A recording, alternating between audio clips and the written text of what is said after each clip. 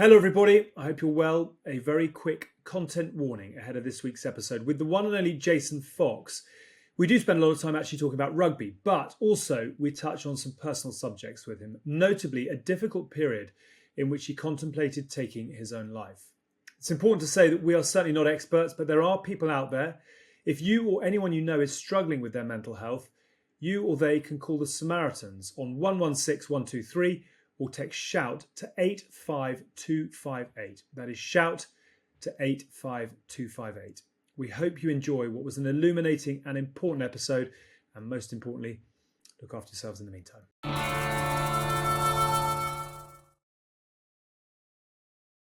Hello Dream Team, a very warm welcome to you to what we're calling a special Forces episode of The Good, the Bad and the Rugby. I'm not writing. Tins is away yet again at the front of the plane. Shock horror. I can't actually remember when we last saw him. You're alongside. You all right? I'm very well, thank you. Yeah, You're quite sort of fresh and clean and fresh out of the box. I've just come off the back of, well, depending when this comes out, 4 dates of my show, and then I DJ'd after my show in Plymouth till 2:30 in the morning, which was interesting. It went off, which was good. So I've had a bit of sleep. Was home last night with the baby, who after 4 days of being away, is a completely different baby. She can crawl rapidly, sits up, claps herself. So she obviously definitely related to me, and she laughs differently. She laughed at me, and my wife just about likes me, which is good. Welcome along to Mail Online readers, who at this point are going to say what a disgrace it is that you've been away for 4 days while your child is an infant. I know. What an awful bloke going out there performing, making cash. Oh, God, what a dickhead. Talking of performing and making cash, on this week's show, we have a man, and correct me if I've got any of this wrong, who has had a remarkable and a distinguished career in the military, 20-odd years of it. He's now an author and a podcaster. He's been an instructor on SAS Who Dares Wins in the UK, the Australian version and the US version as well. He's interviewed, and actually if you haven't seen it, it's absolutely unbelievable. He's interviewed the drug cartels in Latin America. I bet he has. Hask's asked for the number. Crossed the Atlantic in a rowing boat, kayaked the Yukon River and hiked to the North Pole. And if that wasn't enough, he's been on tour. He's got his own line of clothing merch, is an after-dinner speaker, a motivational speaker, and a philanthropist too. It is the remarkable and the brilliant Jason Fox. All right. How's that? Is that all right? What marks out of 10 for that intro? The remarkable and brilliant was wrong. Right. The clothing brand isn't mine. It's a couple of mates. You're a very good ambassador. I'm an ambassador. Yeah. I can't get any of that for Through Dark. I cannot get any kit Through Dark. Do you know why? Which immediately sets it at a premium level. Fuck they Through won't Dark, even send you a pair of pants. Do you know pants. why? Because Through Dark's really cool, like all edgy gear, really nice, well-made stuff. Yeah. Right. Dylan Hartley has basically, because he's more chummy, because I've got a man crush on Foxy and all the rest of the lads, and obviously really admire special forces people, whatever it is, purely because people talk about a sportsman going, oh look, you risk your life, you're tough men. Not in comparison to those in any way, shape or form. It's like night and day. So I always get like a bit of hard on for the lads. So when I met them, I found out Dylan. You're feeling comfortable at this point. I found out Dylan had. It's a very different type of show. Just pop your clothes on the chair. Yeah. But how much do you want to be a star? How much do you want to be a celebrity? Right? Show me how much you want to be it. Right. And so Dylan's Dylan has sewn it up because he met them all before. Yeah. Has told them categorically Through Dark are not allowed to send me anything. Yeah. Well, I can't get a fucking T-shirt. Yeah. I can't get absolutely anything. So it's a real bone of contention for me. Immediately makes it a proper premium brand. It's become a running joke within the business. It has. Like Dylan's come in and gone, just to let you know, lads, that I am now the gatekeeper for all rugby stars across the board when it comes to this clothing. They're going to come to you for kit. Fuck them off. None shall pass. But ultimately, the only name that they really concentrate on it's like a personal vendetta. It's a personal vendetta. And I said to Staz and Lou, I said to them, guys, come on, just send me anything. I'll just take a cap. No. And because of it, the share price has gone up. To be fair, you'd have a job fitting into any of it, including the cap. To be fair. I've got a massive coward. I did say to them, listen, if you want to take the brand global, I'm happy to help. Because they make clothes for little aggressive men when you can make clothes for big aggressive men. Right. But they're just not interested. Maybe that'll come. It's really good to have you on the show. We are really interested in speaking to people who love their rugby, and is that fair? Yeah. You like your rugby? I don't know an awful lot about the sport because I know that you got to pass it backwards and hit people hard. Yeah. And avoid getting hit if that's your job, and you need to get it over the line. But there are so many intricacies within the rules. That's the extent of my knowledge, though. That is actually all I know. I'm not sure you ever passed it backwards, did most of you all sort of bounced them I didn't forward. pass it. No, if I caught it, I didn't pass it. And if I caught it, it was a miracle, and that's bullshit. I was fucking good. I was very good. Yes. Build the house. I was actually outstanding. You don't get 77 caps for England without being an absolute fucking boy. Right. Just to be very clear, because I've been talking myself down on this show, right, all the time, trying to be humble. Doesn't suit me to start with. Very out of character. And every time an actual clip of me playing comes up, people go, "Fucking hell, why'd you talk about yourself bad? You can actually play." I was like, "Yeah, motherfuckers, I did play." Yeah. Well, no, you played for England. It's all good. You don't need to play. Yeah. No, I do. I do. So I know you you've got a trumpet. I'm going to flat out blow it now full time. I'm going to go like American sport boxer, just talking about myself in third person. Would Hask do it? Hask fucking loves it. Right. Good. Hask got big summer DJ. He's an absolute boy. The last of our 5 audio listeners have left the building. It's just you and me again. Yeah. Anyway, you love your rugby. You've got an extraordinary story. You've had, I mean, can we call it 2 remarkable careers? I mean, you've been to the peak of essentially the military, and now in what you're doing in the day-to-day now, it sort of seems that you've got opportunities coming left, right, and centre. There are opportunities. I wouldn't have said it's the peak. I'm enjoying it. Yeah. I'm just doing stuff now so I can enjoy life. I like having a laugh. Which it seems to be going quite well in that regard. Yeah. Can I just start with a sort of a reflection? Because I think there's a lot of crossover between what you've been through and I think what a lot of rugby players go through, certainly in terms of reinventing yourself. Yeah. When you look back now, and we were chatting just before we started recording, you said 11 years ago you left the military. Can you believe what the roller coaster has involved over the last decade or so? No. I don't bother thinking to myself, oh, what would I have thought about me doing whatever I'm doing now? And I'm like, there's no point looking back like that because it's unreal. But when you ask a question like that, I think to myself, well, maybe I should look. Yeah, it's mental. I don't know how it. Well, I do know it happened, obviously, but really, I don't know how it happened. How I got to this point, but it's been a right laugh. Do you know why it's happened? Which is a slightly different question, really. I mean, why do you think you have had the 10 years you have? Well, the 10 years started. So I left the military in 2012, and I got medically discharged. I didn't want to leave. My time doing that job was cut short because of, well, for me it was mental health issues. Lots of people get medically discharged mainly for physical reasons. Mine was more psychological, which means it was a very quick departure. Right. It wasn't like I broke my leg, tried to rehab it, tried to get back into the swing of things, and then eventually it was a very slow process to someone saying, do you know what, it's not going to happen. It was like, bosh, you're thinking about things in a different way, and you are probably not suited anymore for this job, which means you're going to go. So it happened can you explain quickly. any more on that? I mean, what is that? And you don't have to go there. No, yeah, it's fine. As in how I was thinking. Yeah, I mean, so you'd done 20 years. Had you reached a point where it was just like you changed beyond what they needed from you? So I was 10 years, pretty much 10 years into my career in the Special Forces. I was a senior team leader within a squadron, so I was responsible for leading guys. You know, you have a lot of responsibility in that role. Yeah. There's only about 4 of you in a squadron, and a squadron is, you know, a group of guys that go out and do stuff. And we'd just come back from a tour away in Afghanistan, which no longer, you know, that job no longer exists. And it was tough, as in the tempo of operations was off the scale. We were going out all the time in very what we call kinetic operations, which means it goes noisy, you get into scraps and stuff. And, you know, we'd lost guys injured and dead on that tour, and I finished that, came back. You come back into the rotation of going through different commitments within that job, and then, you know, we were getting ready to go away again, and I just felt bored. And we were doing some really cool stuff, building up, getting ready to go away again, you know, working with different agencies across the board, jumping out of planes, all sorts of things. And I was like, I'm finding this difficult to motivate myself. And I was debriefing or briefing lads ready to either go into a scenario or coming out the back of one. And I was like, I can't be arsed with this. And I didn't feel it was fair. And then when I looked deeper into it and presented myself unofficially to the psych department, which was very small, I was like, look, I'm not feeling my mojo. I want to get that back because it's unfair, not only on these lot, but on me as well. And eventually they were like, look, you've been affected and it's had an impact and you probably have to leave the job. And I was like, I don't want to. And anyway, I did. So really? that's how that happened. It wasn't like I was diving behind bins every time a car backfired. It was none of that.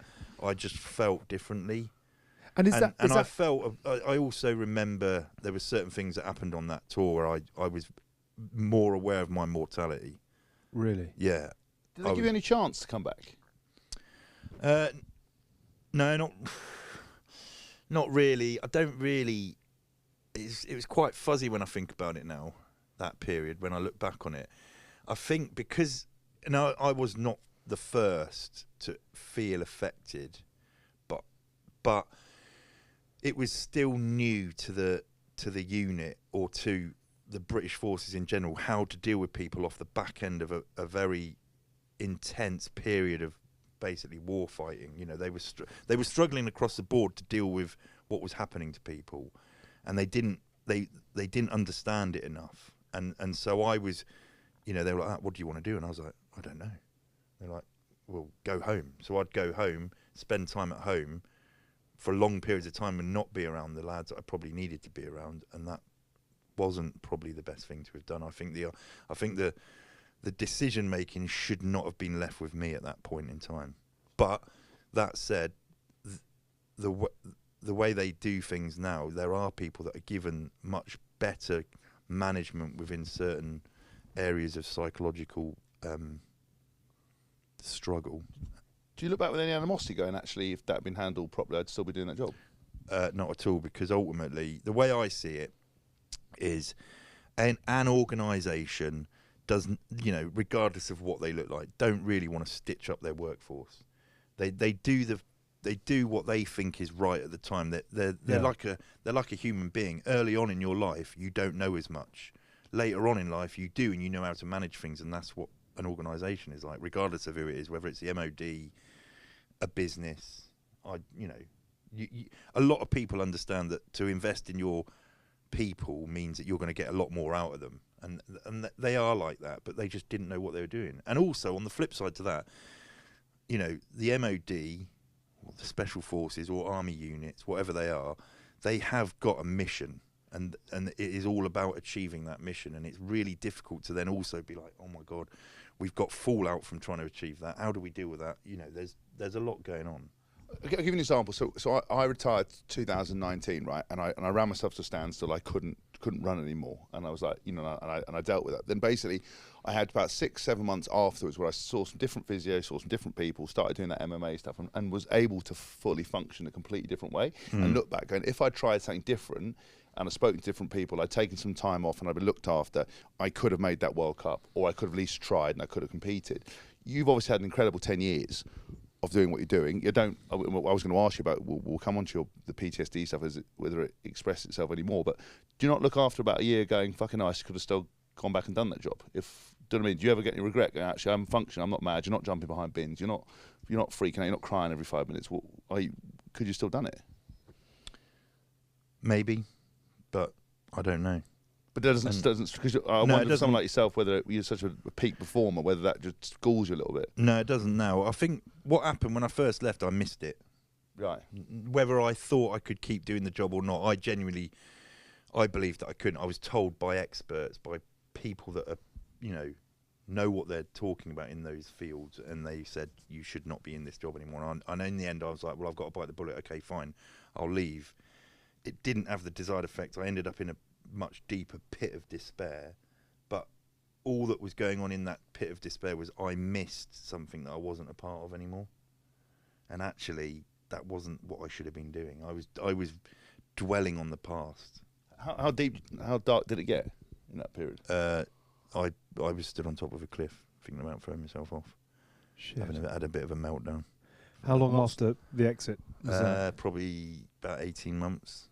So I'd moved. I was living down southwest in a relationship at the time that didn't work out, and it was all falling apart around me. So I sort of had a bit of a meltdown. Who stopped you, or how did you stop? I was stood on top of the cliff. Obviously, I'd had a bad time. I was fucking crying and shit, and I didn't really know what was going on. Everything at home was wrong. I fucking hated the job I was in, the one we were speaking about earlier. Yeah. Not because the job was shit, I just hated it. And I was there, and I remember it was a moment where, first of all, I'm scared of heights, so it wasn't the best fucking thing to be thinking of doing at first. But I was like, stood there going, right, I either launch myself off and it all goes black, or if I turn around and walk away, what do I have to do to sort this out? Because I can't keep going on like this. And I think whether I was really serious about doing it or not, I don't know. You know, it's really difficult to reflect back on it now because it was a fuzzy period. But it was probably something that I needed to explore to then get myself into a proper state of being like, right, now you've got to be honest with yourself. Because ultimately, even though I'd gone and spoken to certain people about the fact that, I'm struggling, I didn't believe it. I wasn't being honest with myself. I kept ignoring it, and I kept listening. Well, no, I was hearing people but not listening to them. Yeah. You know, people that are trying to help, and I was just mugging them off, trying to muddle through life, and I was just depressed. I was a nightmare to be around, and I was a nightmare to be with, as in myself. And that was the moment that I was like, right, you got to change some shit. It's interesting that, and a great example to people who listen to podcasts, because to be honest with you, people come up to us all the time and say that Goodbye Rugby through weird periods has helped them. I don't know why. Lots during COVID. Yeah. But to think of someone like yourself, right, who by definition of your job, from what I know about it, is problem solving under extreme pressure and being able to dig deep, and especially through the training, through selection, for you then to get to a point where you are confronted with something, but you then, I wonder if you hadn't done all the stuff you've done, whether you'd had the resilience to fix it, and whether you wouldn't have just fucked yourself straight off the cliff. Because you think about it, what you said is go back and reflect and look and find a solution, which for most people don't do. Yeah.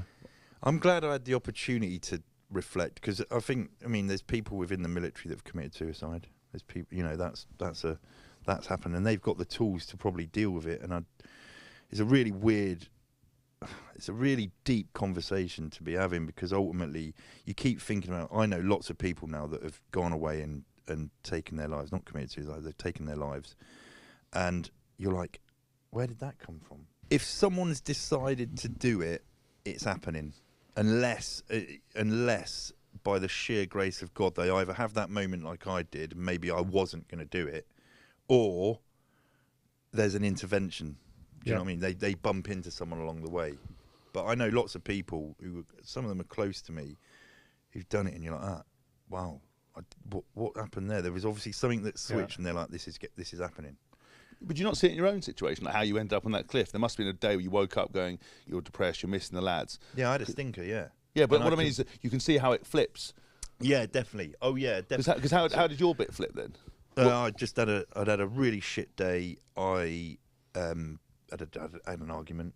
That's always a good one. Yeah.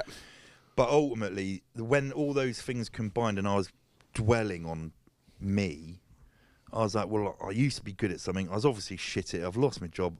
I've got nothing else to give this planet, so I'm not going to be a burden to anyone else. And everyone says, it's a selfish thing to do.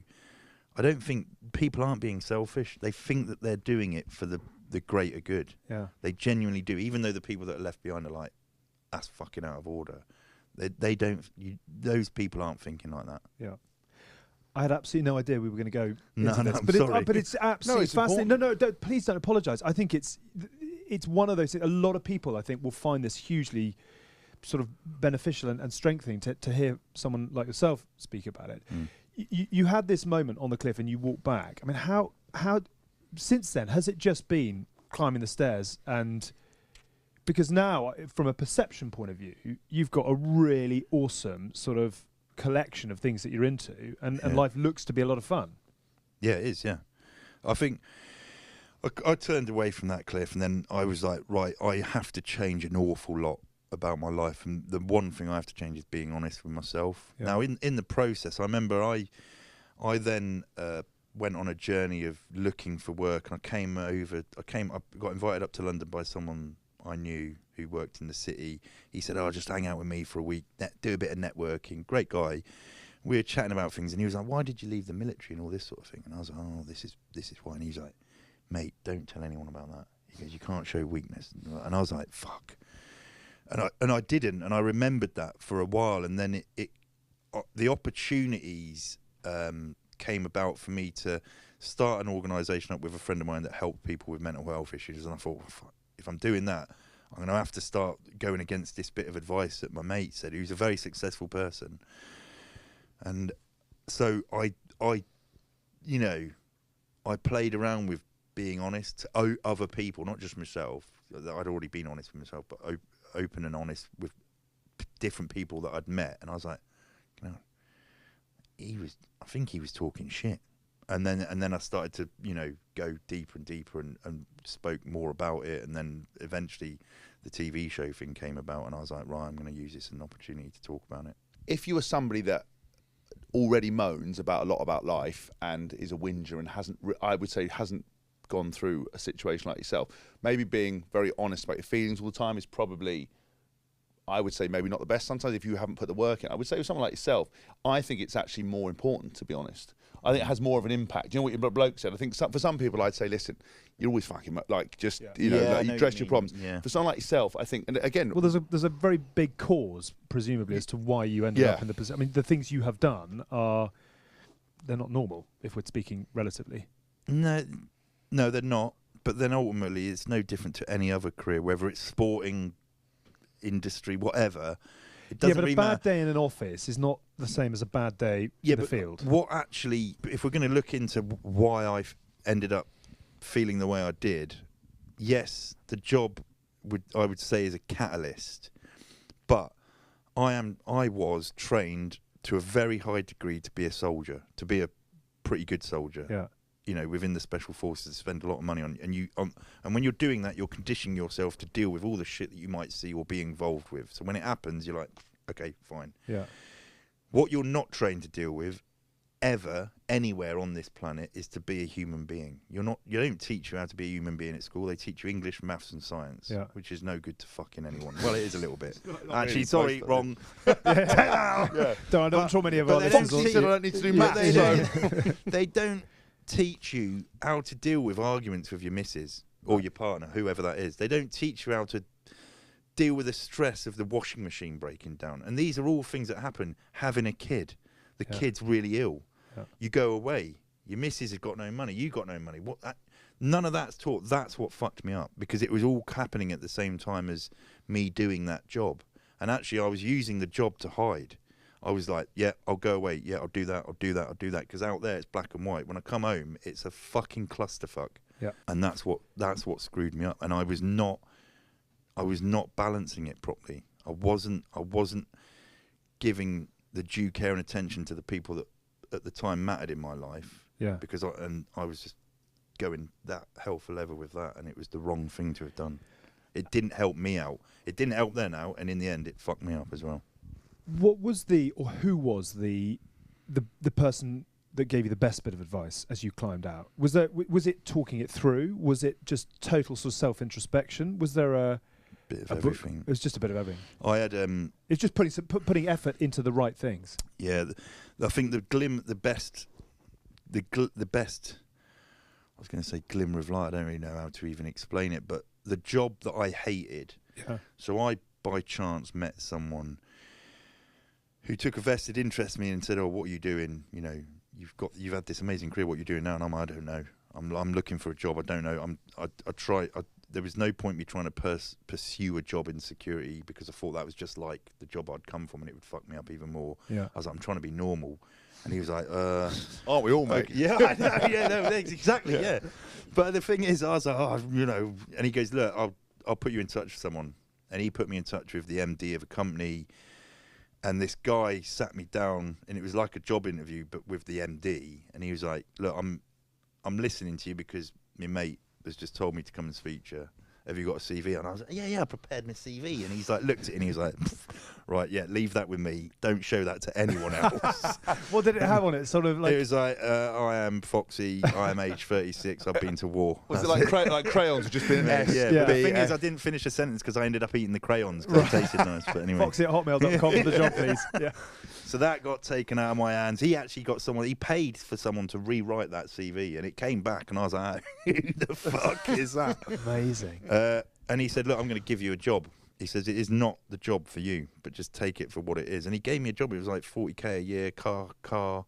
I was a logistics manager for a facilities management company that Matt Dawson was a. Yeah. That's how I met him. He was an ambassador for this company because of his time on MasterChef. They did cooking and stuff. And that's what happened. But whilst I was in that job, because he had given me it, every now and again he'd check in, be like, "How's it going?" He goes, "I know I've heard a little bit about you.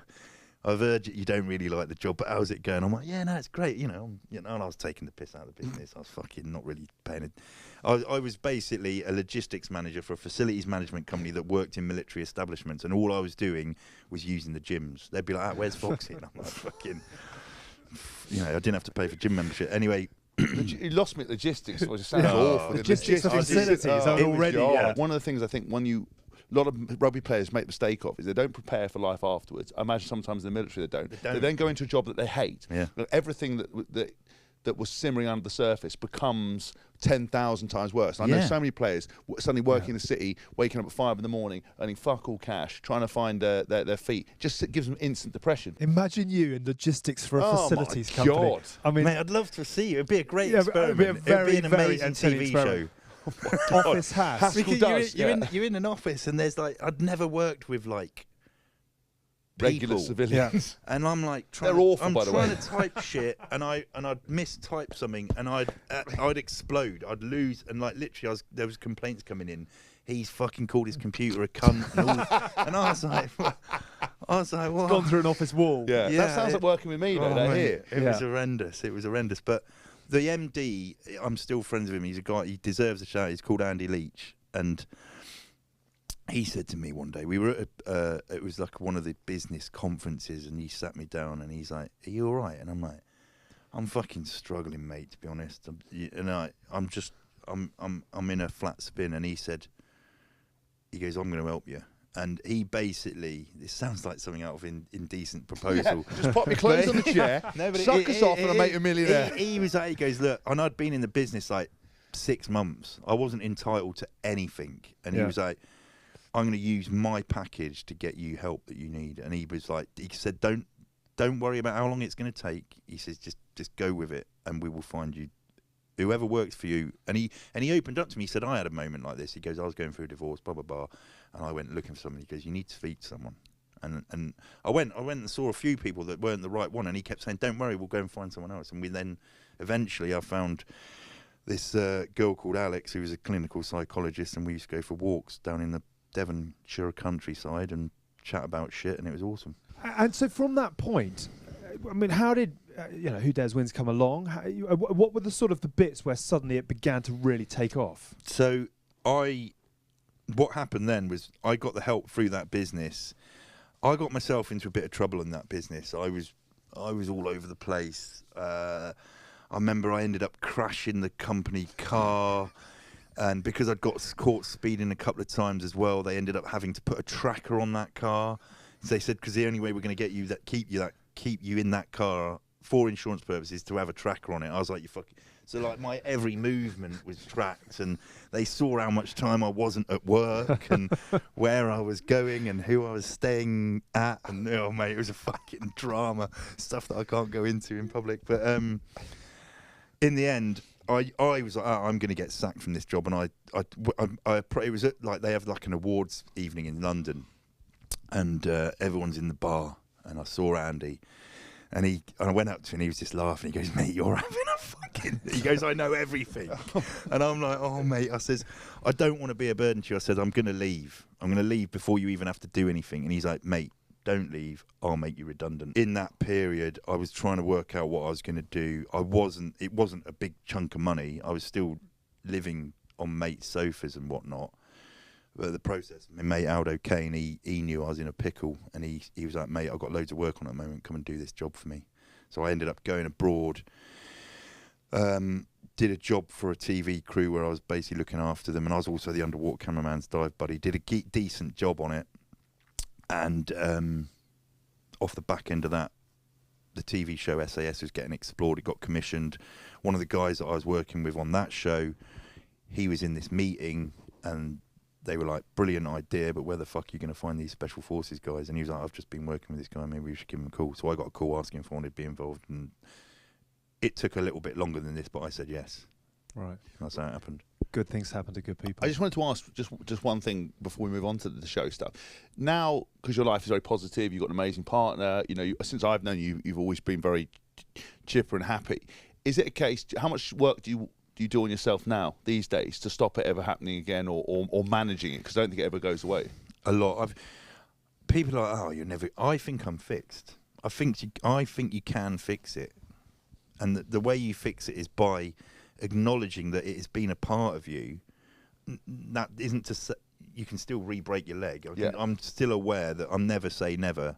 You know, there might be something, and you know, it's only just round the corner. That's something that puts you in a place. But I think I am better prepared to deal with it. And ultimately, what happens now is if I still, you say I'm always chipper. Fucking hell, this morning was a Monday morning. You know, I still woke up pissed off because I looked outside and it's grey. But and then I'm just like, oh, right, am I actually down? No, I've got a good day. I'm coming to meet Alex and Hask. It's all going to be great. Most people are in tears at that prospect. They just come via the cliff. No. But what I mean is like, and now I just know how to you know, if I'm feeling shit, before it spirals out of control and becomes something, you know, almost unmanageable, I'll sit on the end of the bed in the morning and I'll be like, why do I feel low? Oh yeah, that's right. I've got a fucking bill to pay. I'll go and pay it. Or if I can't afford it, I'll go and work out how I'm going to fucking sort it out. I mean, I did a therapy session the other day. Like, I check in every now and then just to kind of, because I do what you do. Like, sometimes I'll because I'm quite fast paced. You'll hear something or something will have upset me, and I sit, what's wrong with? Oh, that's it. That conversation, or I'm in trouble about that, or like you said, I've got a bill to pay, or someone's coming after me for something. Then I correct it. But then every now and then I will check and do a session. Purely, the reason I asked you was because you said that the things that upset you were relationships outside of your job. Obviously, in life, you know that things get thrown at you all the time, and things can quite quickly add up. So I always just go and check in with someone and go, right, here's a session. What's happened? We've had a baby and this. I moved house and I'm working here and I'm run ragged, and all that kind of stuff that you need to cover off, just to get to refresh the tools almost to come back and manage yourself. I wonder whether. Because obviously things are going so well that you don't really expect it to get a kick in the bollocks, but it can always just be around the corner. I'm always waiting for it to fucking fall apart. Right, okay. But so you're always aware, basically. Yeah, I'm always aware. If there's any anxiety within me, it's like, right, what do I do if something goes wrong now? What do I do if this? What do I do if that? And the only thing you can do is react. There's no point putting a plan in place because ultimately that plan's going to go to ratchet anyway. But I'm never naive enough to think, oh, this is brilliant. This is it now. Yeah. I'm never that naive. But do you feel much stronger for having been on that roller coaster? Do you feel better equipped now to be able to find the answer? I mean, it's interesting, both of you saying that when you're in that sort of position, you're like, what is it? You find the problem and you fix the problem, and therefore you're able to kind of that. You mentioned the word resilience, which I think is just such an important. It's such an important tool to be able to deal with all the shit that gets thrown at everybody on a daily basis. I just wonder whether you feel now, having been, or whether it's still you've got to make sure that you are resilience dealing with is like that. I mean, it's a confusing word that people use willy nilly without really understanding it. I think everyone, resilience is essentially your ability to bounce back from something. Yeah, but do you not think that's quite an important? It is very important, but it's like. We've all got pools of resilience. We've all got the ability to bounce back from shit. It's how you best prepare yourself for that. Yeah. Like, you can make your pool of resilience easier to access, or you can make it harder. And the best way for that is to like look at your life, and if you could run them both as an example, if you could run your life twice at the same time in parallel, one of them you are always on the piss. You don't check in with yourself. You eat shit food. You don't get enough sleep. Yeah, you're pretty shoddy in your life admin. And the other one, you do the complete opposite, where you get decent sleep. You still go on the piss. Have a good time, but not to excess. You have a good conversation every now and again with not only yourself but the people around you, so on and so forth. 100%. Each time there's a traumatic event that happens, it happens at the same time. You will bounce back quicker than that one where you're looking after yourself. Yeah. But I also wonder whether you have to go through a lot of shit to be able to work out what your resilience pool is. That comes down to learned experience, yeah. Okay. But that's it. So rugby, they do that. Yeah. They're always being on the training field, being battered into whatever scenario. So when it happens on the pitch, they know what to do. And you would have been the same with the military. You get like the military. People are, how are they so good, and how do you overlay that into industry? And it's easier for the military because they've got so much time at their disposal to put into training. Yeah. in the corporate world, they don't unfortunately have that luxury, but they should make time for it, because ultimately that's the only time that you give people access to resilience or learned experience without it being too fucking dangerous. Yeah, I know we're bouncing around a bit here, but it was really interesting, and I think a lot of, particularly your fellow rugby players, will take a lot from this. Can I ask you about going into the military? Because you were 16 when you signed up, is that right? Yeah. I'm fascinated as to the kind of kid you were. I mean, that is a kid at 16. Did you have something a bit different about you at that point? How did you end up in the military? But it sounds a ridiculous question. No, but I don't know many people at 16 who... There was a few. There was actually... No, there isn't that many. There was only 2 in my intake that was 16. The rest were like 18, 19, 20, up to 25, 26. Yeah. But 16 is 3 years older than my daughter. She can't get on the tube properly yet. And you're going off to... I've got a daughter who's 18. There is fucking no way she's doing anything I ever did. Right. Absolutely useless. So Great how? person. Yeah. Love her. Love her to bits. Awful. No. Positive, negative. Yeah. No, but she's never going to do it. But yeah. And I presume you wouldn't want her to. I was shit at school. There's the first reason. And I grew up in Luton. There's the second reason. Right. There was a little bit of influence because my dad had been in the military, but I couldn't remember that. Right. He tells me stories, and I was like, right, okay, sounds like anyone can do that. That's what I'm doing. Right. So that's why I went and joined up, because I was not academic and I grew up in a shithole. Right. And that served you well. But Luton's a nice place as well. Oh, it sounds lovely. Oh, yeah. Yeah. Was it a case as well that you, and you obviously, would you have ended up in trouble if you hadn't gone into... I was already starting to go that way. Right. Because I had the presence of mind somehow, subconsciously as a 16-year-old, to realise I needed to get away from that place. Because it would... If you stayed in an area like that, and hats off to the people that have and not got in trouble, it is... You're destined. Berkshire's very much the same, darling. Honestly, it's very, what does that look like? Is that sort of pinching cars and that kind of thing? More car stereos. That was a time when car stereos were a thing to steal, to then fuel whatever habit you had. I see. Yeah. And so you signed up. And did you feel... I've made the right decision immediately? Did you have to go through hell to get comfortable? What was the sort of process? I found it difficult. I was rubbish. I was 16. I hadn't left home. I thought that I was ready because I'd done... I mean, fitness as a 16-year-old, you're fit anyway. Yeah. As long as you're not, overweight, as a 16-year-old, you can get thrown all over the place and you'll bounce back from it. Yeah. That wasn't the issue. The issue was I couldn't look after myself. And when it came to washing kit, drying it, ironing it in time for the next day, I wasn't sleeping. Right. And I can remember, being very miserable and unhappy and wondering why I was doing what I was doing. But I just stuck with it. Because I knew Luton. Then I realised there was no other right. I got nowhere else to go. It's like a scene from EastEnders. But yeah. And so, what is the kind of trajectory for you at that point? What were the sort of the steps that took you to where you ended up? Well, so I stuck with it. So the first 15 weeks were shit. Yep. I was shit, and then something somewhere clicked, and I think that was probably due to my young age, where you keep forcing an issue, and then all of a sudden you get it. Right. And I got it, and when I got it, I was like, wow, I really enjoy being a soldier. This is great. And then I finished training. Then I went into the Marines. Yeah. And I just loved it. I loved being a soldier. It was brilliant. But after a period of time, I was getting bored with... I didn't actually, in the first 10 years in the Marines, I didn't really do... There was no operational stuff for me. Not because I wasn't wanting it, or... It just sometimes you'll go to one unit, then to another, and it just so happens I was missing...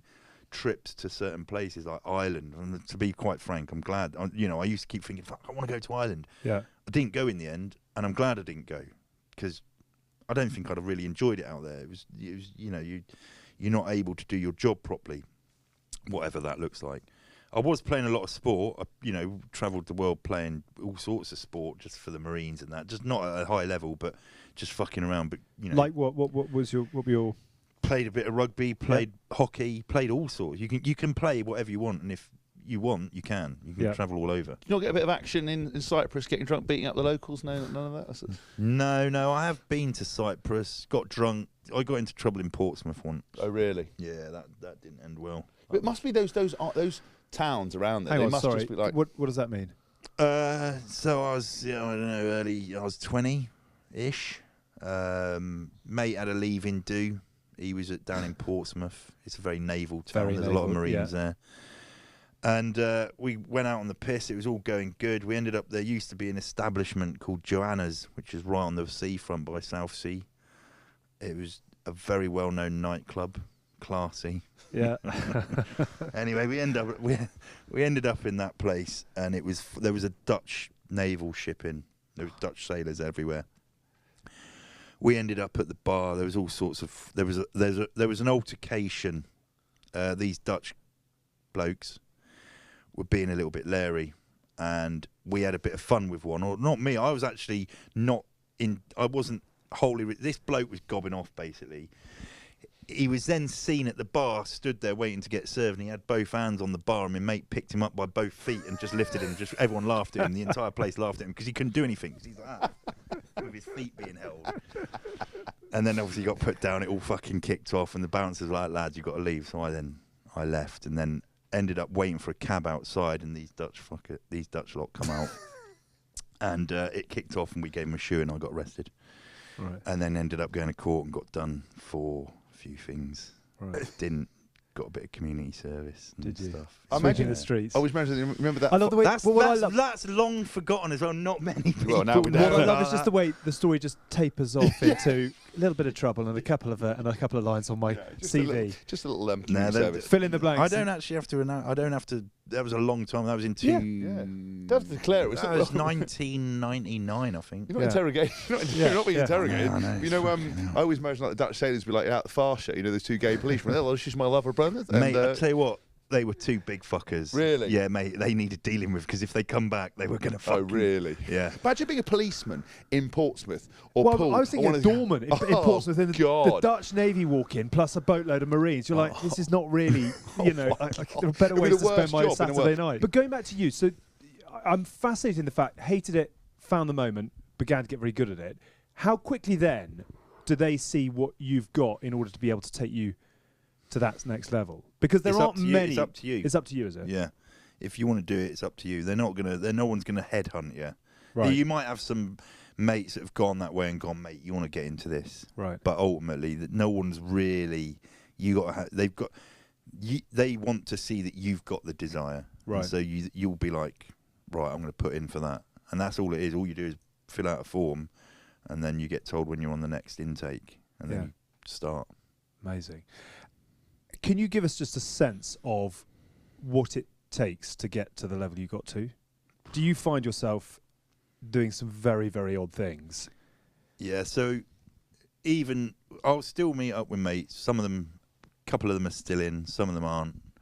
And we'll still like sit down and have a chat and a laugh and then be like, how the fuck did we do any of that? Like sometimes when you detach yourself and look back on it, it's like yeah. It is mental. It like some of the stuff you do, and then it always goes wrong. Yeah, you'll have jumped out of something into the dead of night. You'll land in the sea. It's fucking 20, 30 foot waves, swell. You're getting battered.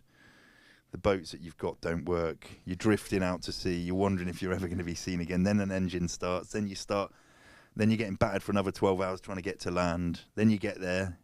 Then you got to try and sleep in a pod. Oh, mate, it's fucking... Sounds like a GBR away trip. Yeah. Unbelievable. Do you think that you have got something missing that enables you to do that, or have you got something extra? That thing that's missing has been replaced with something extra. Right. I don't know.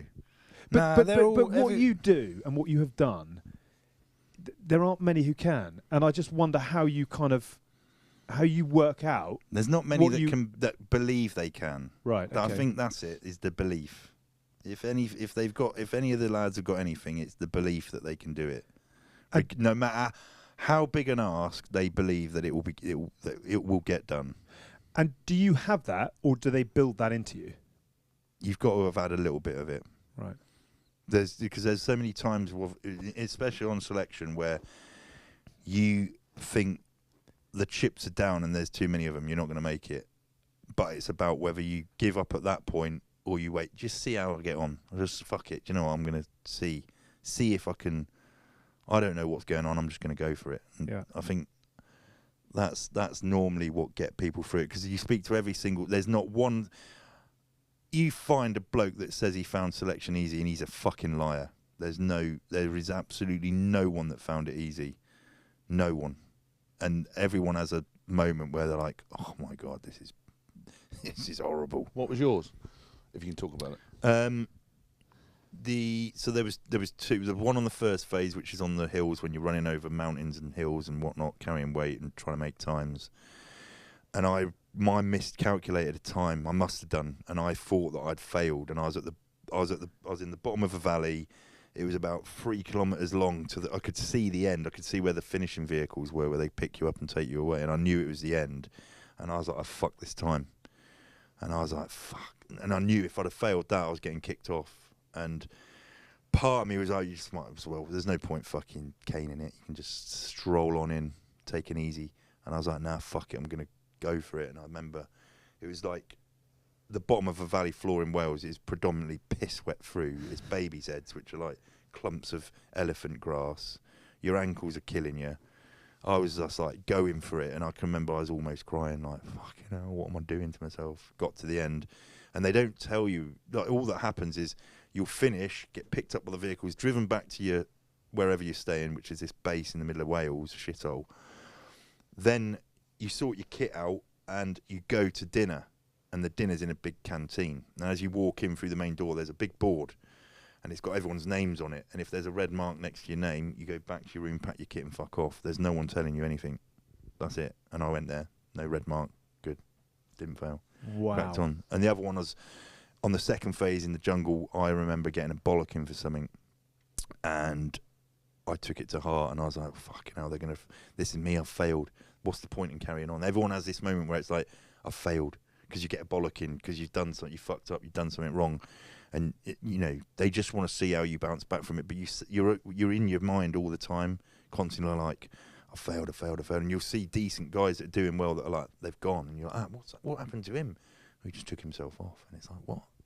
But he wasn't fired, but he just thought he had and bottled it and was like, I'm done anyway. A lot of people go because they're like, fuck it, I've failed, I'm gone. There's no point in me hanging around. Mad, isn't it? It's absolutely mad.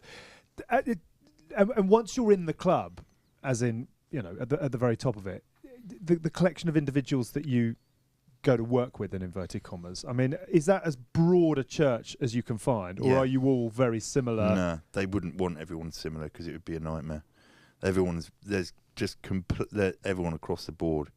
You'd never pick them out in a lineup either. I thought just like small angry Scottish men. There's a lot of them. To be fair, there is a lot of Scots. Yeah, because I don't know why that is. I mean, they breed tough people, didn't they? Yeah. You have to be. But it's really interesting you say that they wouldn't pick them out, because you read about it. You're always told that it's the ones you never notice that are the ones that make it through. To be fair, it's been said that much that you probably would now. Right, okay, like, exactly. You haven't said much, you're in. Wiry guys with beards and attitudes. And Yeah. So what makes somebody who gets to that level? Stubborn, professional, doesn't cut corners, that sort of person. Yeah. Also a little bit, you want someone with a bit of character. Yeah. Like a rogue element. Right. Just a controlled rogue element, not one that's fucking... We've heard about your rogue element with the tracking of the cars. Yeah, that was... But I've got a similar thing with my wife, actually. Yeah. Constantly, I'm tracked all over the time. Yeah. Where have you been? What are you doing? I've got a mate who drives... She knows where you've been, what you're doing. She's just... No, I've got a mate who drives around London. Oh, okay. I've got a bat vehicle.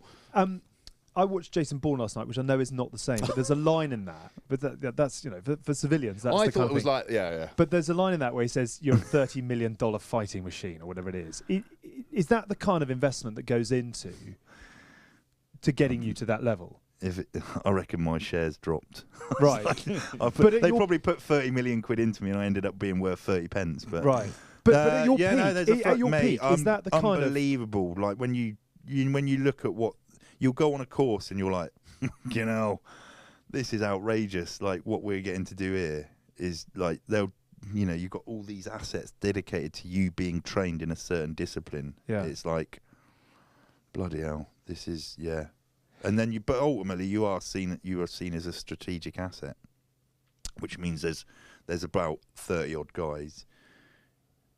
You know, the effect that you have to have, the impact you have to have, has to resonate within the halls of, Westminster. Precision weapon. Yeah, it was sort of, precision-ish. Precision-ish. Yeah. And the Bourne thing is a ridiculous analogy, but do you at your peak feel that there are most situations you can find your way out of in that kind of sort of You've got to believe you have, yeah. I think, 100%. So the one thing that holds, like, the Marines are good because they give you a set of values to live by. You've heard this, you've heard me gob off about this, but there's 4 of them. It doesn't really matter, but the one I'm going to concentrate on is the last one, which is it's cheerfulness in the face of adversity. And everyone thinks that's about having a laugh when it's shit. It sort of is, but ultimately what they're really actually asking you to do is to always have a positive outlook on a shit situation, because the minute you think you're screwed, you are screwed because you think you are. Yeah. Even if, the chips are down and you genuinely think, you can't allow that to enter into your mind. You can come away from it afterwards and reflect and then be like, gee, there was some moments there, but what are our learnings from it? But at in that moment, you cannot afford to allow negativity to creep in because you are fucked. Wow. It's another ridiculous question, but have you got, or could you give us an example of a scenario in which you basically, it was the peak? I can. Is that a question that you get quite a lot? No, I can. I've just got to work out a way of wording it without getting into trouble. Right. I've been involved in something where we were in the middle of an absolute shitstorm. And that looks like what? Surrounded, getting brassed up, shot at, blown up. And how many of you are there? Brassed up's very different than kind of brassed up. Brassed up. Because being surrounded getting brassed up doesn't sound that bad. Brassed up slang is being shot at, and the reason they say it, there's brass involved, as in not the brass he's thinking. Yeah. Because being surrounded, brassed up. Yeah, and it was absolutely petrifying. We'd lost a guy dead already, so he's getting carried around, he wasn't a part of my team, but part of another. They're having to carry that guy towards danger. It was. Where in the world were you? That's classified. South Equator. Hot and sandy. Hot and sandy. There was moments within that. I had a couple of moments in that night, on that night. One where I was fucking scared. I was way into my career by this stage, but I was so scared that I can remember being in a ditch, and I've spoken about it before, wanting to be at home with my mum. I don't know why. Well, I know why, because it was fucking scary, but ultimately my mum, she's a great person, but she does my nut in, so I can't, sorry, mum. Swapping one war zone for another. She's an amazing person, but But she's a mum. She's a mum. It is weird how you see that a lot, where everyone always turns to their mum at the end, like in the worst moment, go, I read an article the other day. Apparently, the most often said thing as you're about to depart, mum, it's a safe place. Yeah. It's been documented in films as well. You look at Saving Private Ryan, and there's a moment in there where there's a guy dying, and his default is his mum. But ultimately, I can remember thinking about my mum. Got myself snapped out of that. Got back into it. It was honestly horrendous. We got, at one point we were told we were surrounded by God knows how many baddies. Yeah. And there was another. But is that tens, 20s, 30s? Hundreds. Apparently. And how many? I actually know this story as well. I won't obviously talk about because when we did that stuff in 2007. Oh. Yeah. That wasn't long. That wasn't. So you were surrounded by hundreds of people, and how many of you are there? 30-ish. Right. Okay. Maybe a little bit more, but not much more. Not great odds. And I can remember another moment where I was like, "We ain't getting out of here," and then it's like, "Fucking, you cannot think like that." We obviously, but you get out of there and you end up talking to lads. You're like, that was horrendous. Everyone was smoking at the end of that, smoking like rollies and whatnot, and just fucking needing something to do. And you're chatting about that was. And how do you get out of that scenario? We just fought our way out, and then the people flying the helicopters fucking had balls of steel and they came and picked us up. It's interesting because when I did the stuff with the SBS 2007, I was there. You don't remember, but I was there. Did I meet you? Yeah, you would have done, but obviously all your heads were on fire, weren't they? Yeah. So my take on this, we're going to go off track now, but in 2007, the pre-World Cup England team, the management wanted them to do a team building week. Now, you guys thought you were going to Portugal or something, didn't you? Yeah. Got driven to Bournemouth Airport. There was some facade put on where it was like, oh lads, the plane's been delayed, we're going to put you up in accommodation. They then got driven to, now we knew in advance that this was happening because we had to set up an entire fucking week of chaos. You got put up in the gymnasium, didn't you? Yes. And you're all like that. What and also the the tent fuck is outside going on? in the field. Do you remember? Yeah. You had your phones taken off you. Yeah, I had everything taken. Yeah.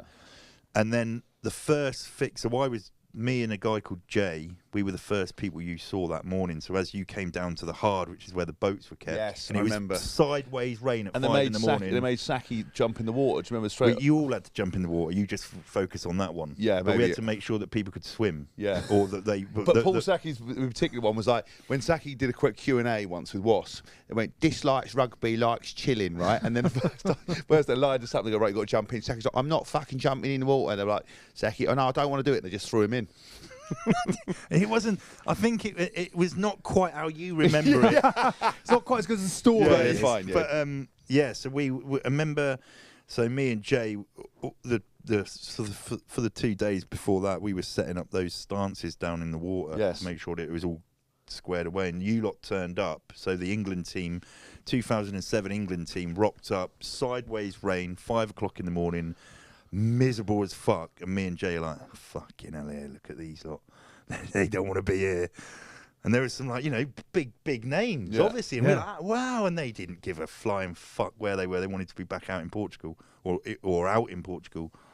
And we ended up, the first one was to make sure that they could be trusted on certain craft that we use. The first one was to do a capsize drill in a canoe. Now, these canoes are 2-man canoes. They're made of canvas, rubber, and bits of wood. They're collapsible. We use them. You used to use them a lot. And it was trying to squeeze these lot into these canoes. Me and Jay were swimming the canoe out into the middle of the water, and then we'd be like, right, you've got to capsize and get out of it. And it was like, you fucking what? We're like, no, don't worry about it. And who was it? It wouldn't have been Simon Shaw, would it? Not that. Yeah, stage. It was Shawsey. Yeah, Shawsey. It was Shawsey. Yeah. Shawsey in a canoe. I Mate, mean, he got in. He couldn't get his knees in. He couldn't get in the fucking canoe. And he's like, I remember him looking at me going, am I going to be able to get out of this? And I was thinking, you'll be able to rip it in half, mate. Just don't worry about it. But yeah, it was a nightmare, wasn't it? But it ended up being a really good week for you. Yeah, really good. Because also as well, I talked about it in one of the books actually, me, was that we went down, you could see they all thought, They were like, we didn't know what we were getting ourselves into, weren't sure it was going to be great. You guys obviously looked at us, and because didn't really know whether we were going to be prima donnas like you would perceive, or quite hard working. And I think after the first day, do you remember we went across to that island, put the gas mask on, and had to do that like tyres on the 3 different things, and did all the bits and pieces. After the first day of everyone committing to it, you could see their demeanour kind of quite change, and each team had a SBS soldier, and it was the first time that I think that many of you had been back, or that many of you were involved or something. It was like, because it was a bit hit and miss whether there would be enough people back, but it was at a sweet spot when guys had come back and there was a decent amount of decent blokes around to commit to it. I mean, I was only in that first bit. Because I was actually in one of the training teams at the time where we were taking guys on courses. So I'd just come out of a squadron, and you have to do these, what they call external of a squadron drive. When you're in a squadron, you're out, it's mental. Yeah. They want you to come out and go into different departments, like a training cell, to take some time out, but also, you get an opportunity to do other things. So I was like taking blokes on the back end of selection, and that's why we had the time to put into that. But then we went to the mess, or I think it was the mess. We went to the mess where they got a tree stump, and then we went to another place where 4 guys had just been inducted. The 3 guys had just come off selection, finished the jungle phase, gone into it, were getting their badge. They had to do like a drink out of a, I don't know if I wanted the frog, whatever. Yeah. No. I mean, so the mess, the sergeant's mess. Yeah. That's got the tree stump with the nails. Yes, that was it. Yeah. The tree stump. The tree stump with it. Yeah. And then I don't, they used to have, it's not there now, but you'd have gone up to what was called the Frog Inn. Yes, the Frog. Yeah, that's it. And so they had to drink 2 cans of Guinness out of the bottom of a frog. No, it's not that, mate. It was so basically it's a flower pot, and it's shaped like it's a frog doing this, and obviously there's a drainage hole out of its arse because it's supposed to be a flower pot. Right. It holds 5 pints. Oh, it's 5 pints. It's 5 pints. Jesus. Okay. And basically, the guy puts his thumb up the arse of the frog. It's not a real frog, as I've explained. Don't cut that in a way that makes me look a weirdo. Yeah. They fill it with 5 pints of Guinness. It's got to be Guinness, and then you've got to down it. And this obviously they probably don't do this anymore because it's really unnecessarily and be classed as bullying, no doubt. But that's what you do. It's just your induction, and there's a massive bin next to the guy because obviously everyone throws up. Oh yeah, I mean, we watched. The kid looked about 15 who did it. Was just like it's probably who we were talking probably about. Do you know what it might have been actually? Imagine how weird that would have been. How the world comes full circle. But it was amazing. Then we did the rest of it, and we found it so invaluable and kind of also just in awe of the guys. Tell me a little bit about Who Dares Wins and the programme and how that's come about and what that's done for you and your life. And well, it's changed it, to be fair. Are you surprised that you're as good on telly as you are? Am I? I don't. But I mean, you wouldn't still be doing it if you weren't, type thing. I don't know.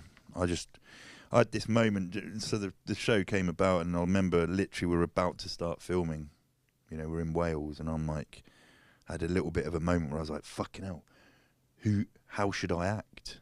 What do I need? And then I was like, well, just fucking be yourself. So as in when I was doing that job in the training team, I was like, right, I'll just be like that. And that's what I'm like on the show is like what I'm like when I'm in an instructional role in the military. So I'm just regurgitating that character. It's not like you put something on, but you do adopt a slightly different persona because you are in an instructional position. Yeah. You have to have some form of authority as well as, understanding and empathy. So you didn't try and put on an American accent and give the 1,000-yard stare and stuff like that? No. Super aggressive. Know. Did I? I don't know. Did you? No. There's none of that. I just thought, fuck it. I'll just be who I am, and it ended up going all right. How realistic is the challenge? The show? Yeah. Well, it's as real as it looks as it is. It's as real as it is on telly. What it looks like is real, but it's not like selection. It's not, it's nowhere near like selection's like 6 months long. Yeah.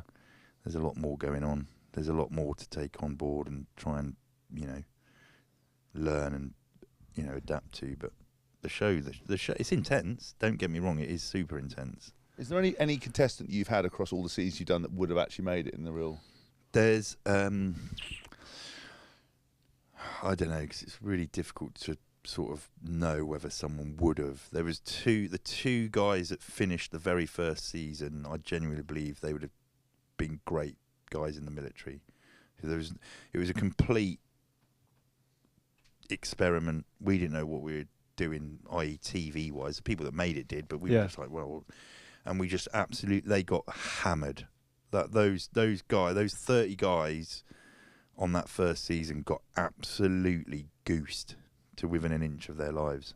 It was brutal. That's because you don't know what you do. Like, don't really know the boundaries, do we you? Were like, fucking, here we go. No, literally, mate, honestly, there was fucking ambulances all over the place. It's like when you watch season 1 of I'm a Celebrity when they're eating live spiders and shit and everyone's getting really bad by the end of it.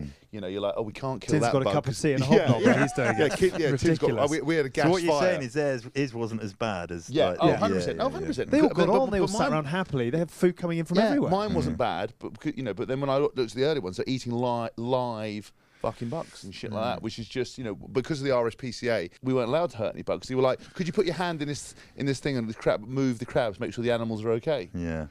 Well, saying that though, with that in mind, the last two we've just done out in Vietnam, one's already gone out. They got, we sort of went back to basics a little bit. They got a good hammering. Is that because it's worse in the jungle? The environment didn't help them, but I don't know. It seemed to, I don't know. I think the procedures that were in place, health and safety wise, were really robust, and everyone was confident with them. So they were like, actually, you know what, we can go all in again and start. You've had a few rugby players on through the celebrity episodes: Ben Foden and Heather Fisher, Honey Badger, Nick Cummins, and Sam Burgess. So what happened with Burgess? Ben and Heather were on the same one, the very first celebrity one. So hats off to them for having the grit. Foden cried after literally the first day. Hadn't put any pressure. Just like, how are you? Just started crying. Hey, Foden, right? He. Where everyone was out, well, he's obviously going to do well. He's a rugby player. He's played for England, all this sort of stuff. And all the crew, female crew, was so excited about him coming on. He came on, and Wayne Bridge was just a little bit fucking more resilient, I thought. Yeah. Because Foden's just going through a divorce. He had a lot going on. And to be fair, when he was, mate, don't get me wrong, he's tough, he's fit, but it was in the interrogation, he was like, fuck this, I'm not having any of this. And I think he did have too much going on. Yeah. That was the point. Because I remember speaking to him, because I got first interrogation, just started crying. It's like, fucking hell, it's day one. Heather Fisher's tough. Mate, the best thing about her is we had them playing murder ball. So it was basically, I don't know why they call it murder ball. Hopefully no one gets murdered and there's no ball, it's just a tyre.